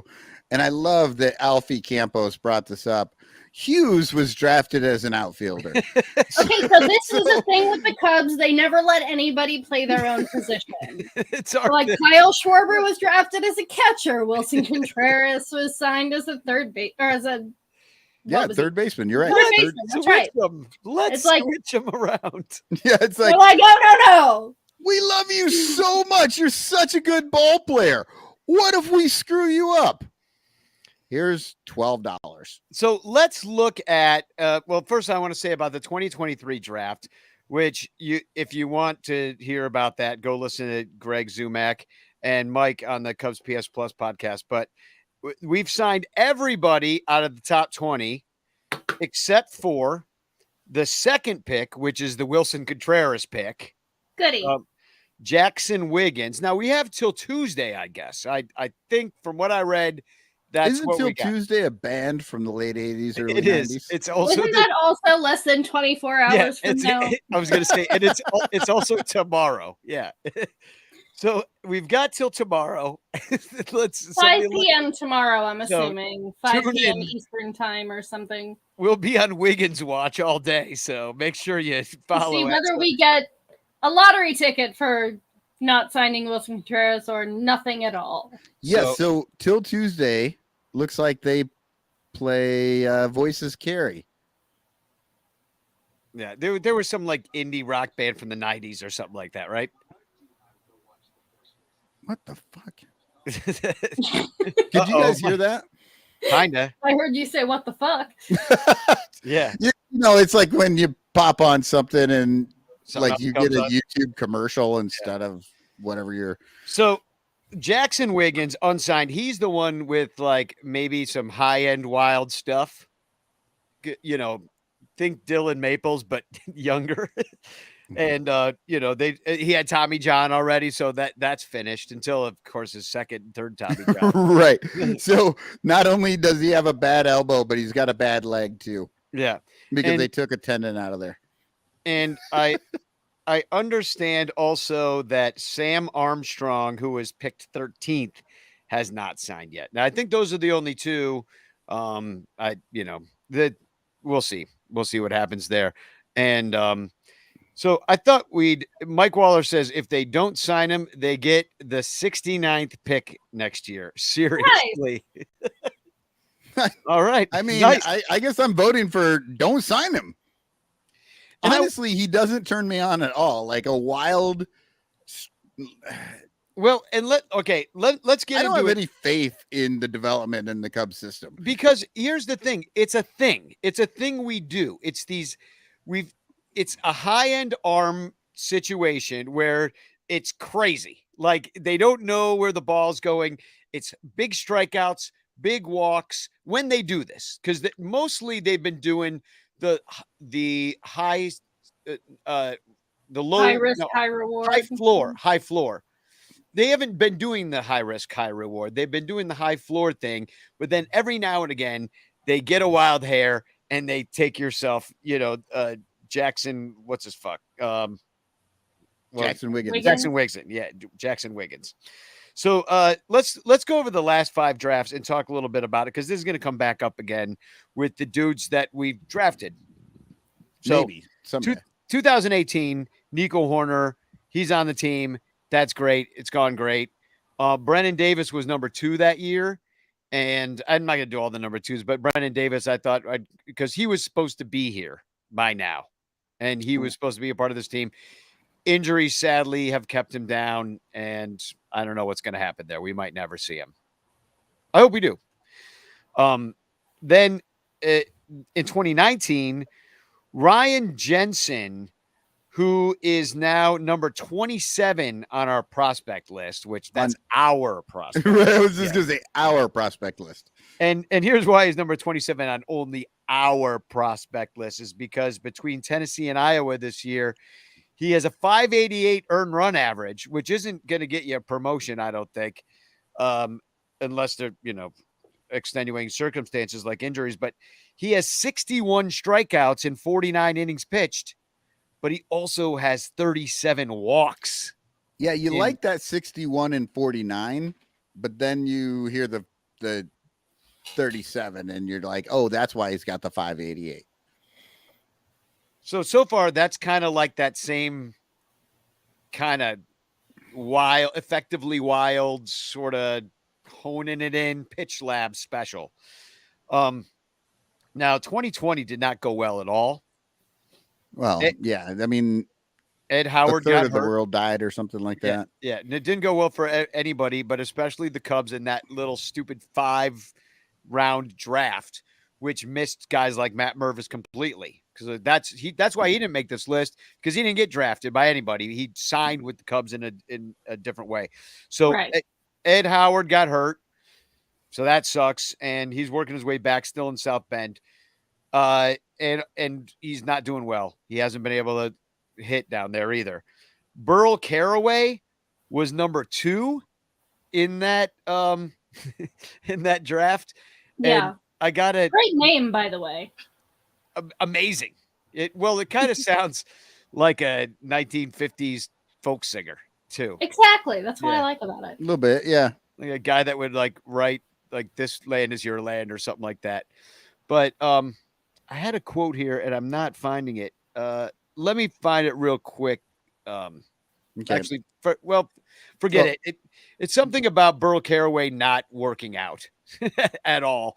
But it was a Greg Zumac quote. I am going to grab it real quick because it was so good. And I know. Well, in 2021, as we all remember, because I dressed as him last week, Jordan Wicks was the number 5 pick. He's the number 5 Cubs prospect. And we had James Triantos, number 2. He's in South Bend right now with a 782 OPS and a 10% K rate, which sounds amazing. Like, why isn't he moving up? Well, and I think he might be one of the guys. I actually have his stats. But first, let me bring up this Burl Caraway thing. I was gonna bring everybody down before I built them back up with maybe some of the recent picks from the Carter Hawkins era. Burl Caraway, this pick has not worked out at all, according to Greg Zumac. He said he's battled significant lapses in control and is currently working his way back from injuries. The last chapter in the story of Burl Caraway's career hasn't been written. He is still capable of coming back from the yips and an arm injury to still make the major leagues and contribute. I was like, oh man, that just sounds like a lot to overcome. What's interesting is that's the exact same scouting report that's on me. If he could fix all that's wrong with him, he'll be great. Right. If he just didn't suck anymore, he might have a chance. So, but let me put up, Jordan Wicks' numbers here so everybody can see them. Yeah, 69 strikeouts in 58.1 innings. Got a 1.1 whip at Tennessee. And overall, between Tennessee and Iowa, 1.2 whip, 76.2 innings, 28 walks. It's not terrible. You'd like to see it go down. 84 strikeouts, though, in 76 innings. Maybe he will be. Maybe that's part of the Stroman calculation here, is that there are people coming, and that's in addition to the people we have heard of, like the Hayden Wisniewski, and I brought up his stats earlier and how he's been doing great down there in Iowa. You've got Ben Brown, who maybe isn't ready yet, but you got him. And you've got some arms down there that if one or two of them work, add it to Steele, add it to Tyone, then you're piecing Assad, you're piecing something different together that's maybe not so terrible. That's all I'm saying. And then the other one is James Triantos doing pretty well down there with his, like you mentioned, with a 10% K rate. Now he's further away, South Bend. Right. So don't count on him that's anytime. single A. So he's still got 2 levels to go up. And then the last one is Cade Horton. He's your number one, and he's at South Bend as well. Not going great there, 4.19 ERA, sorry. But he does have 60 strikeouts in 43 innings pitched and only 12 walks. So they're just hitting him. It seems. He's got that Eric Estrada straight fastball situation going. But he was great at Myrtle Beach, only 14 innings pitched, though, and a 1.26 ERA. So Cade Horton, pretty far away still, but not even maybe worth even adding to this list because we don't know what they're going to be yet. And some of the other guys were kind of figuring out that they may be something or not. But I don't know. I know none of us watch the minors all that much. But is there anybody that you've seen or heard about, like by even paying attention on the periphery, that excites you? And if there's names that you have out there who are watching the show right now. Yeah, I like Luke Little. I remember seeing Luke Little back when, I saw him on Pitching Ninja, I think, or Flat Grounds or something, like before we even signed him. And, he's just a tall drink of water. He's like 6'8", 220 or something like that. And he just throws hard. And his name is Luke Little? Yeah, his name is Luke Little. I love it. It's like the perfect Viking nickname because he's huge, but his name is Little. So he's like little Luke, but he's 6'8" and enormous. And he throws super duper hard. I think the first time I saw him, he was a college student throwing like 104 or something like that on Pitching Ninja. And he's down at, I think, he's South Bend or something now. Yeah, I'm looking at it right now. He's in Tennessee. Or Tennessee, that's right. And he's striking out like 13 guys every 9 innings or something like that. Yeah, 15 actually. Damn. But let me just give you some numbers. And this is quit disrespecting the man with 13 Ks and 9. And I'll give you this much too, is like in South Bend where he started the year, he had a 0.52 ERA and he had 21 strikeouts in 17 innings. He's only gotten better. So I'll give you his overall stats for the year, where he's taken 47.2 innings. And he's actually started some games. He's been in 25 games and he started 4 of them. That was all at South Bend. So they made him exclusively a reliever in Tennessee, but he's got a 2.27 ERA on the year, 47.2 innings. And he's got 72 strikeouts to 30 walks. So you'd like to see the walks come down, but because he got 5.7 walks per 9. But I like a big, scary lefty reliever. Oh yeah.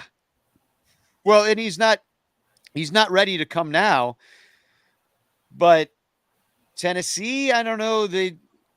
I think they usually move the pitchers to Iowa, don't they? First, doesn't it seem like they spend some time in Iowa pitching? I feel like Iowa pitchers are sort of the in-between guys. They usually get a chance to come up, and if I'm wrong about this in chat, just let me know. They get a shot in spring training. You know what I mean? Like AA gets a shot in spring training to jump straight to Chicago. And then the in-between guys go to Des Moines. That's my understanding of it, but I don't follow it that closely.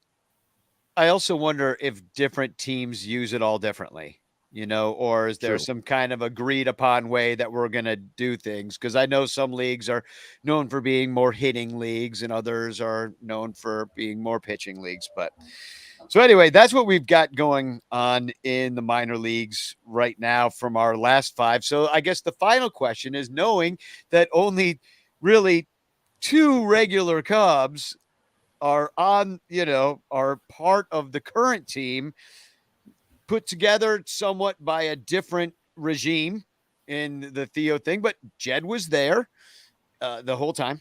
And now you get Carter. So half of this is Carter now. Well, in the better half is Carter. I mean, that's the whole reason they hired him away from the Cleveland team. And it was because he supposedly had a good eye to pick out pitchers and stuff. But here's the other aspect of it is that the development system has been built this whole time. So Pitch Lab and the people that are working there and the Hadavi situation, overseeing it, and those systems of development, which really is the thing that the Cubs have not been able to do, is develop. Now, that's a different question because there's a lot more guys to add to the list as to whether you want to say if we are developing players well. Well, then you've got you're into your Amayas and you're into, Alzolay. We developed him, guys like that. So you could say they've done a better job there or a different kind of job. But this particular draft is just kind of as you all separate it out. Like, I don't know how I feel. Like, let's talk about it over on the Discord later. I'm curious to hear other people's ideas as to whether they think we are good at drafting and developing. Because, and I'll tell you right now, I don't think that the front office is good at anything. I think that they're just, again, you should put us in charge, honestly. I mean, at least we would get the fuck out of the people's way who know what they're doing, rather than, Jed and his goddamn calculator and bullshit and they're trying to figure things out. And it's like, dude, just go away. You remember in 2020, they fired a lot of scouts in favor of these calculators and Ross GBT got hired with no experience. I have no experience. They should hire me. Well, and the last time I remember any pitcher getting anything out of like truly stepping up was Jake Arrieta under the tutelage of Bosio. That's the last time that, like, I remember Cubs pitching development truly doing something amazing. And it changes, Hendricks came up under Bosio too, actually. Yeah, so whatever they were doing before Pitch Lab might have been okay. God, I miss Bosio waddling out to the pitcher's mound. It's just like, that the reliever could get in like a few extra warm-up pitches just because he was so slow. He would go out there. He wore a muumuu. It was amazing. He looked like Homer Simpson in the muumuu. Totally. He really did. So, 2 with the White Sox the next 2 days, and then 4 again, a 4-game series in St. Louis coming up. You should be a Patreon subscriber and listen to Cubs Pod, and we tell you every day what happened and what's gonna happen. And if you're lucky, we both tell you different things that happened. Exactly. And maybe one of them will be right. That's what it is. We both start doing them so that one of us can just be right. We don't know which one it's going to be, but it's like dueling podcasts.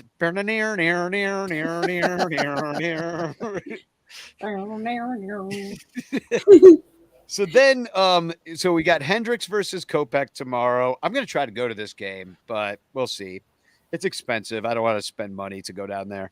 And then we got somebody send Danny a ticket. Is it at home or is it at the Great? It's at the Great. That's what I thought. Yeah. How are Great tickets expensive? Nobody's going to be there. It's White Sox trying to gouge Cub fans to come down there and see their stupid team. Right. And it may just work. Is that what we're calling Down Arrow Park now? Down Arrow Park. I call it the G rate or the G spot.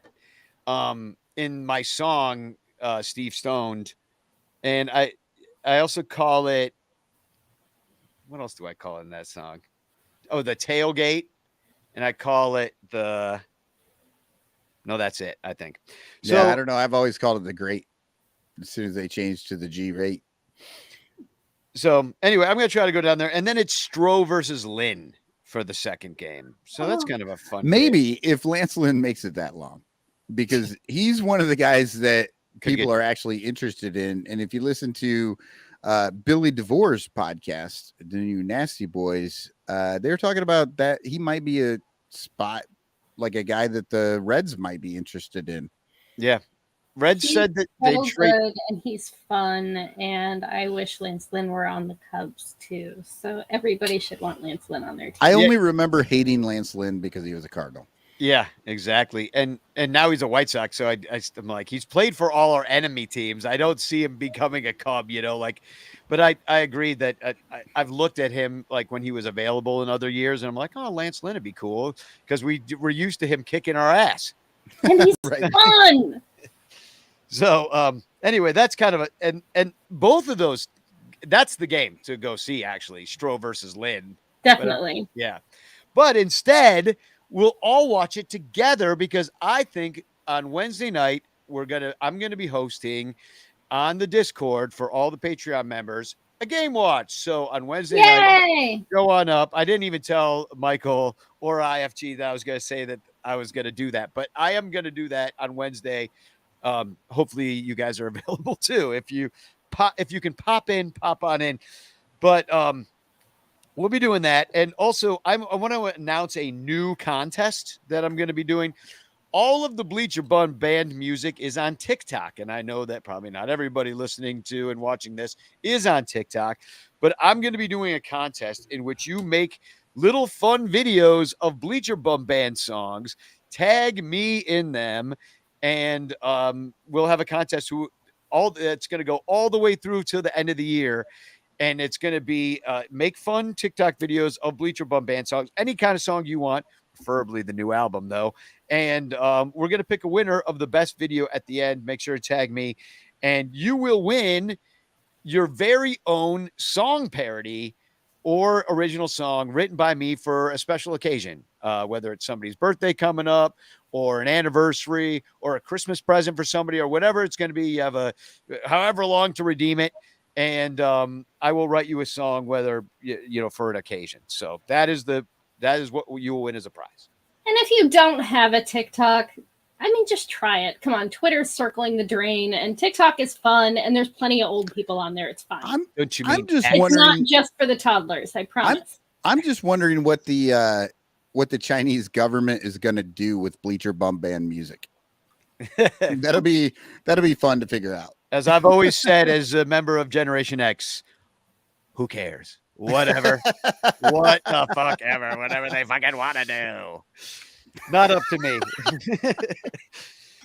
But I'll tell you what I'm going to do. I am going to throw a memorial in the bleachers for all of our friend Dan Nielsen on September 20th. There is now a Facebook event that exists. And if you can, it's a Wednesday, so not in the middle of September at the end of the Cubs season. But we're gonna get together and celebrate our friend Dan. There's a picture of him when he was alive on Wrigley Field. I know a lot of people are going to be coming from his family and friends all the way from Omaha, including his mother and father and his girlfriend and his best friend are all coming out. So let's just all go out there and celebrate Dan. We've already, mostly through the Ranters, raised enough money to do all sorts of great stuff. I know that we gave the chunk of the money to his best friend and mom, who are going to do I think a bench or something like that. But we kept a portion of the money. And in that game, we're going to put a message on the video board and, something about, but so if you remember all that we did for him and his family at that time, it's all going to kind of come to fruition on the 20th. We'll get together beforehand at some soon to be named bar or restaurant and have a nice time for Dan. So hashtag chance in the chat if you would like to win a Frank Chance postcard sent to you by me with a message of love and doom. The cat is on the lap of IFG, so we know that we've definitely hit the 2-hour mark at this point. The cat's like, please stop recording your dumb show. And we will very soon. So hashtag change in the chat, and we got some TFCs. So I got one here. I'll start here. This one, because I got 3. I really enjoyed this one. This one it comes from Twitter. Fake David Ross at Cubs skipper tweeted out, "Check out that stat, haters."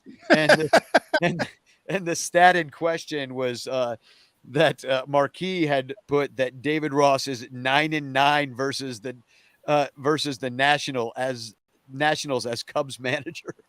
Yeah, and he's got kind of a it's catching him in mid speaking, so he's got like a Popeye look on his face, like he's like, "Hey, I am what I am." Yeah, and what I am is a 500 manager. Really, more in question, but only against this one specific team. Yeah, right. He's a sub 500 manager against everybody else. Really, in question here is 9-9 as versus Nationals as Cubs manager. You know, if you work for Marquee and it's your job to like find these stats and like, you know, get people to be excited about the team, like this isn't exactly instilling confidence considering the Nationals have been really terrible since David Ross became manager in 2020. The Nationals sold off all their best players and have been pretty dog shit for a while. So find a better stat, Marquis. Yeah, the thing I'm most amazed about is they've played him 18 times with David Ross as a manager. Like, it just doesn't seem like it could be that long. No, read them and weep. But maybe it's not even correct. Maybe David Ross is the first Cuban baseball player to ever hit in a home run derby. Things like that. The world will never know. Yeah. Okay, I got one here. So I got this off of the Baseball Circle Jerk on Reddit. And if you go to Rockies games, as I used to do fairly often, if you get there really early, sometimes they have a little fun with you on their big board.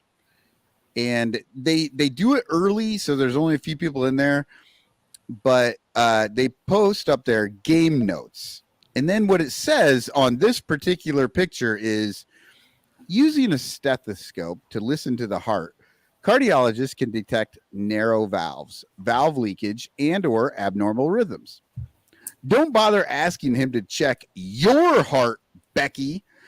That crushed Titanic sub has more life inside it than that collapsed troll cave you call a chest cavity. Like, so they put this up there as if somebody's like getting mad at, you know, like somebody's losing their shit and like getting mad at somebody on this.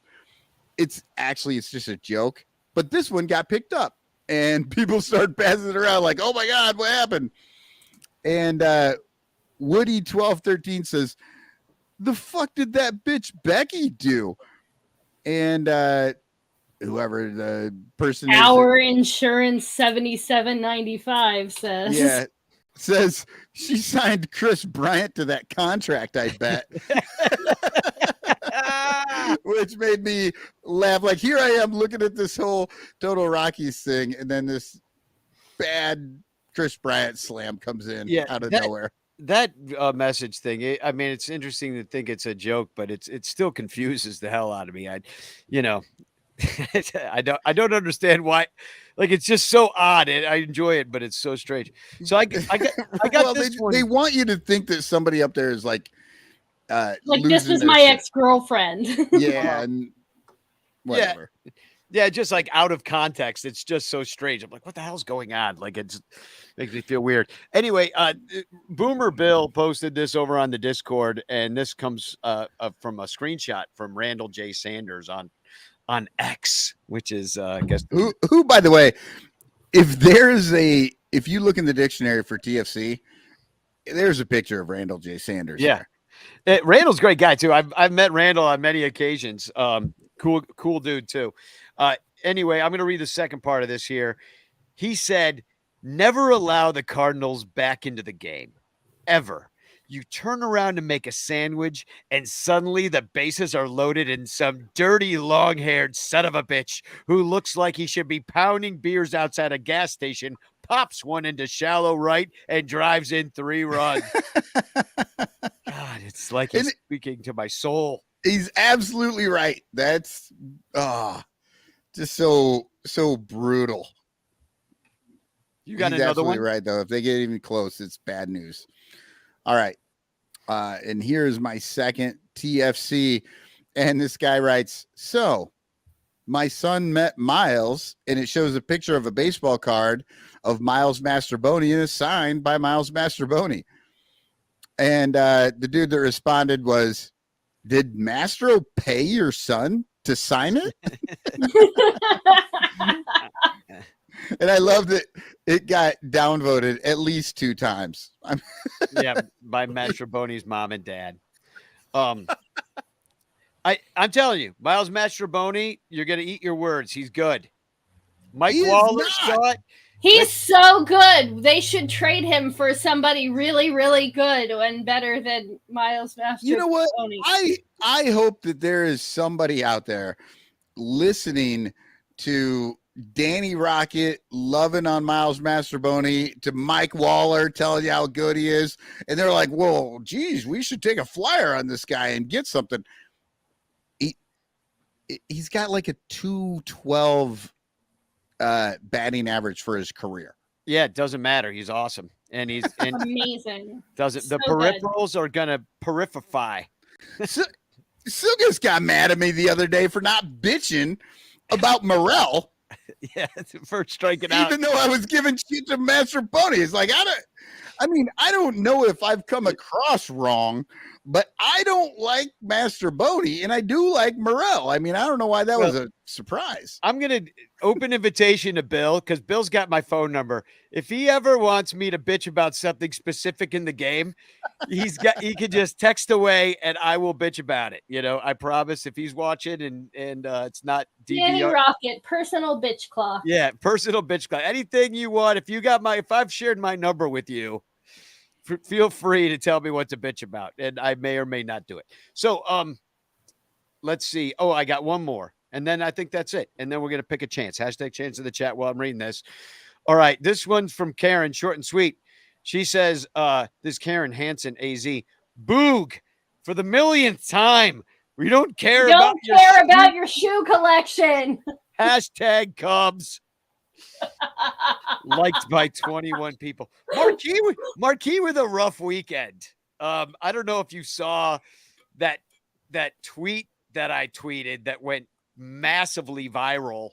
No. Yeah. It had like 1,000 likes and shit. Like, it was pretty big. And what it was the video of Ian Happ making that amazing diving catch. It was actually a really nice catch that he made. It dove for it. But at the time in the game, Taylor McGregor was interviewing a woman about sun safety, and they were selling CeraVe sunblock.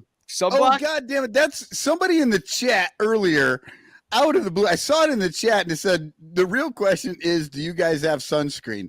And yeah. I was so confused when I saw that. And now I know what they were saying. So anyway, I always wear my sunscreen. We got to. We're gingers. I mean, I was talking about this with Joe. I burn if I stand in front of the refrigerator for too long.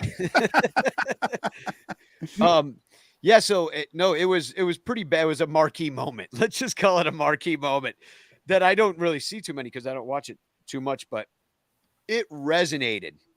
As I said, this is what's wrong with marquee. This is the problem. And, there's no fixing it unless you just stop doing shit like that. You just got to stop doing it.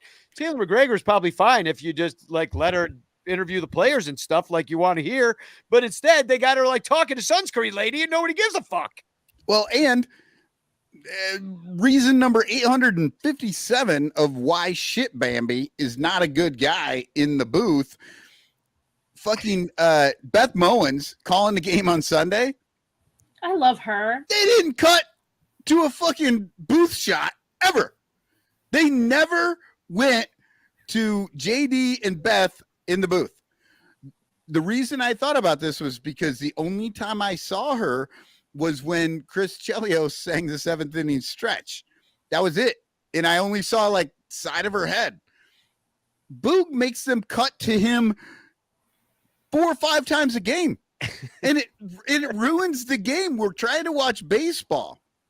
We don't need to see this. But yeah, so if they can do that with Beth Mowens, who, by the way, way more attractive than shit Bambi, then I don't know why they can't just not show him. Like, they don't show her, they don't show them at all during the entire thing. That's what baseball is.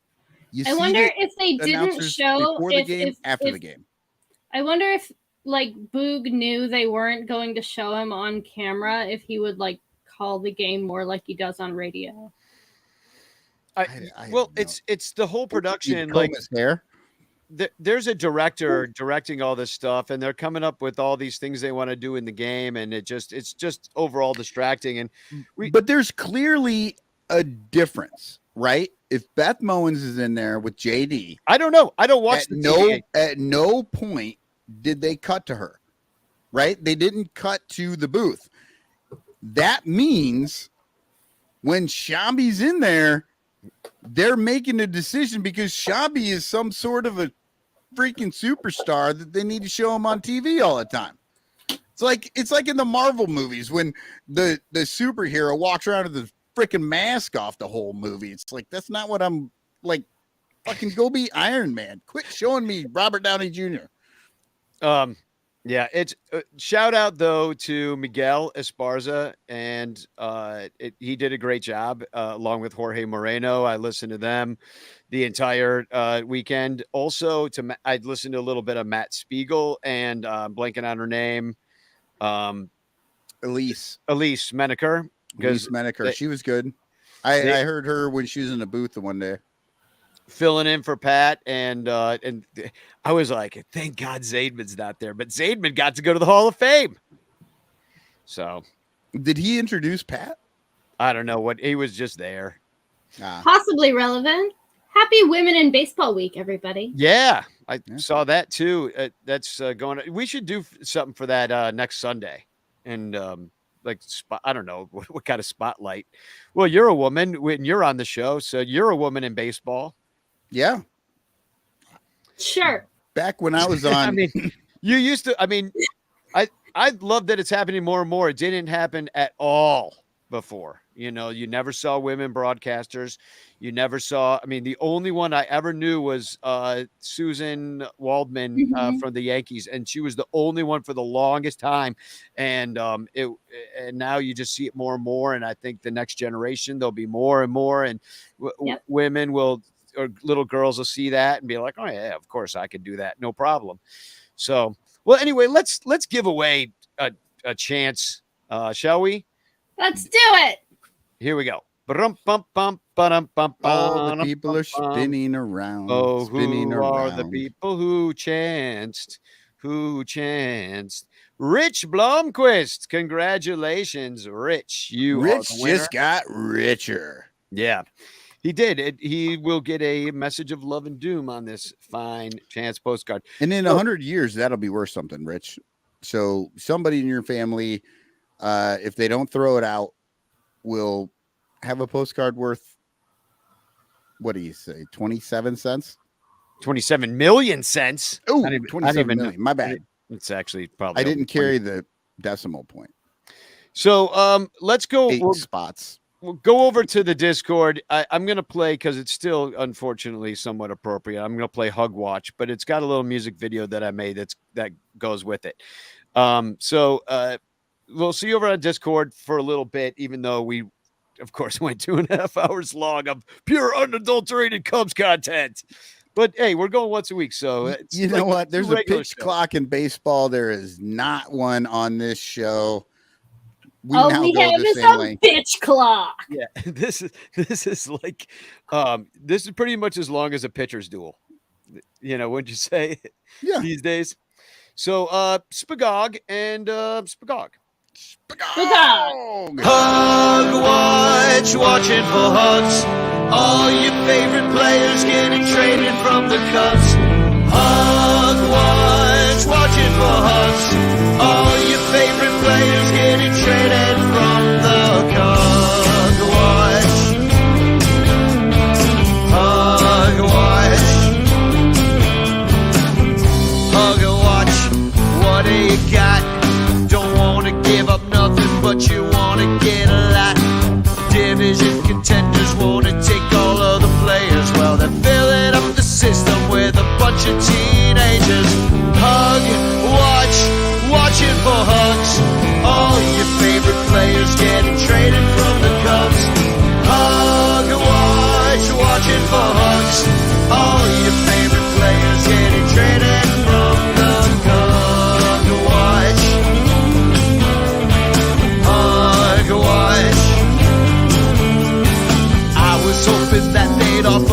a new contract, but now the pulpit catch is gonna help me pack.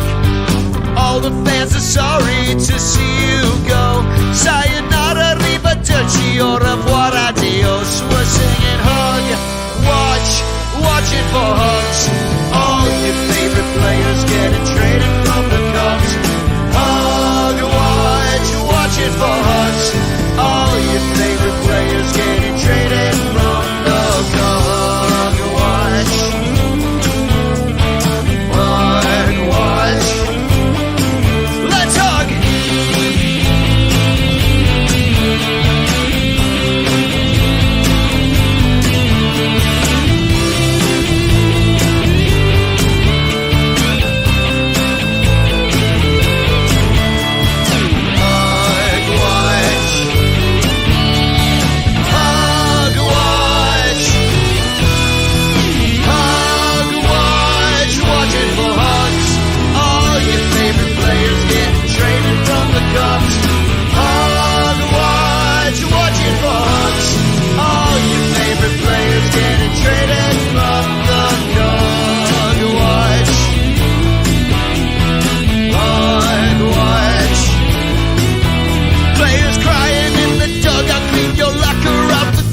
Wishing you the best of luck with your career. The time went by so quickly, but say goodbye to Wrigley. Cause you can keep on playing, but you can't play here. Singing hug, watching for hugs. All your favorite players getting traded from the Cubs. Hug, watching for hugs. All your favorite players getting traded from the Hug, watching for hugs. All your favorite players getting traded from the Cubs. Hug, watching for hugs. All your favorite players getting traded from the Cubs. Watch. Hug, watch. Hug, watch. Hug, watch.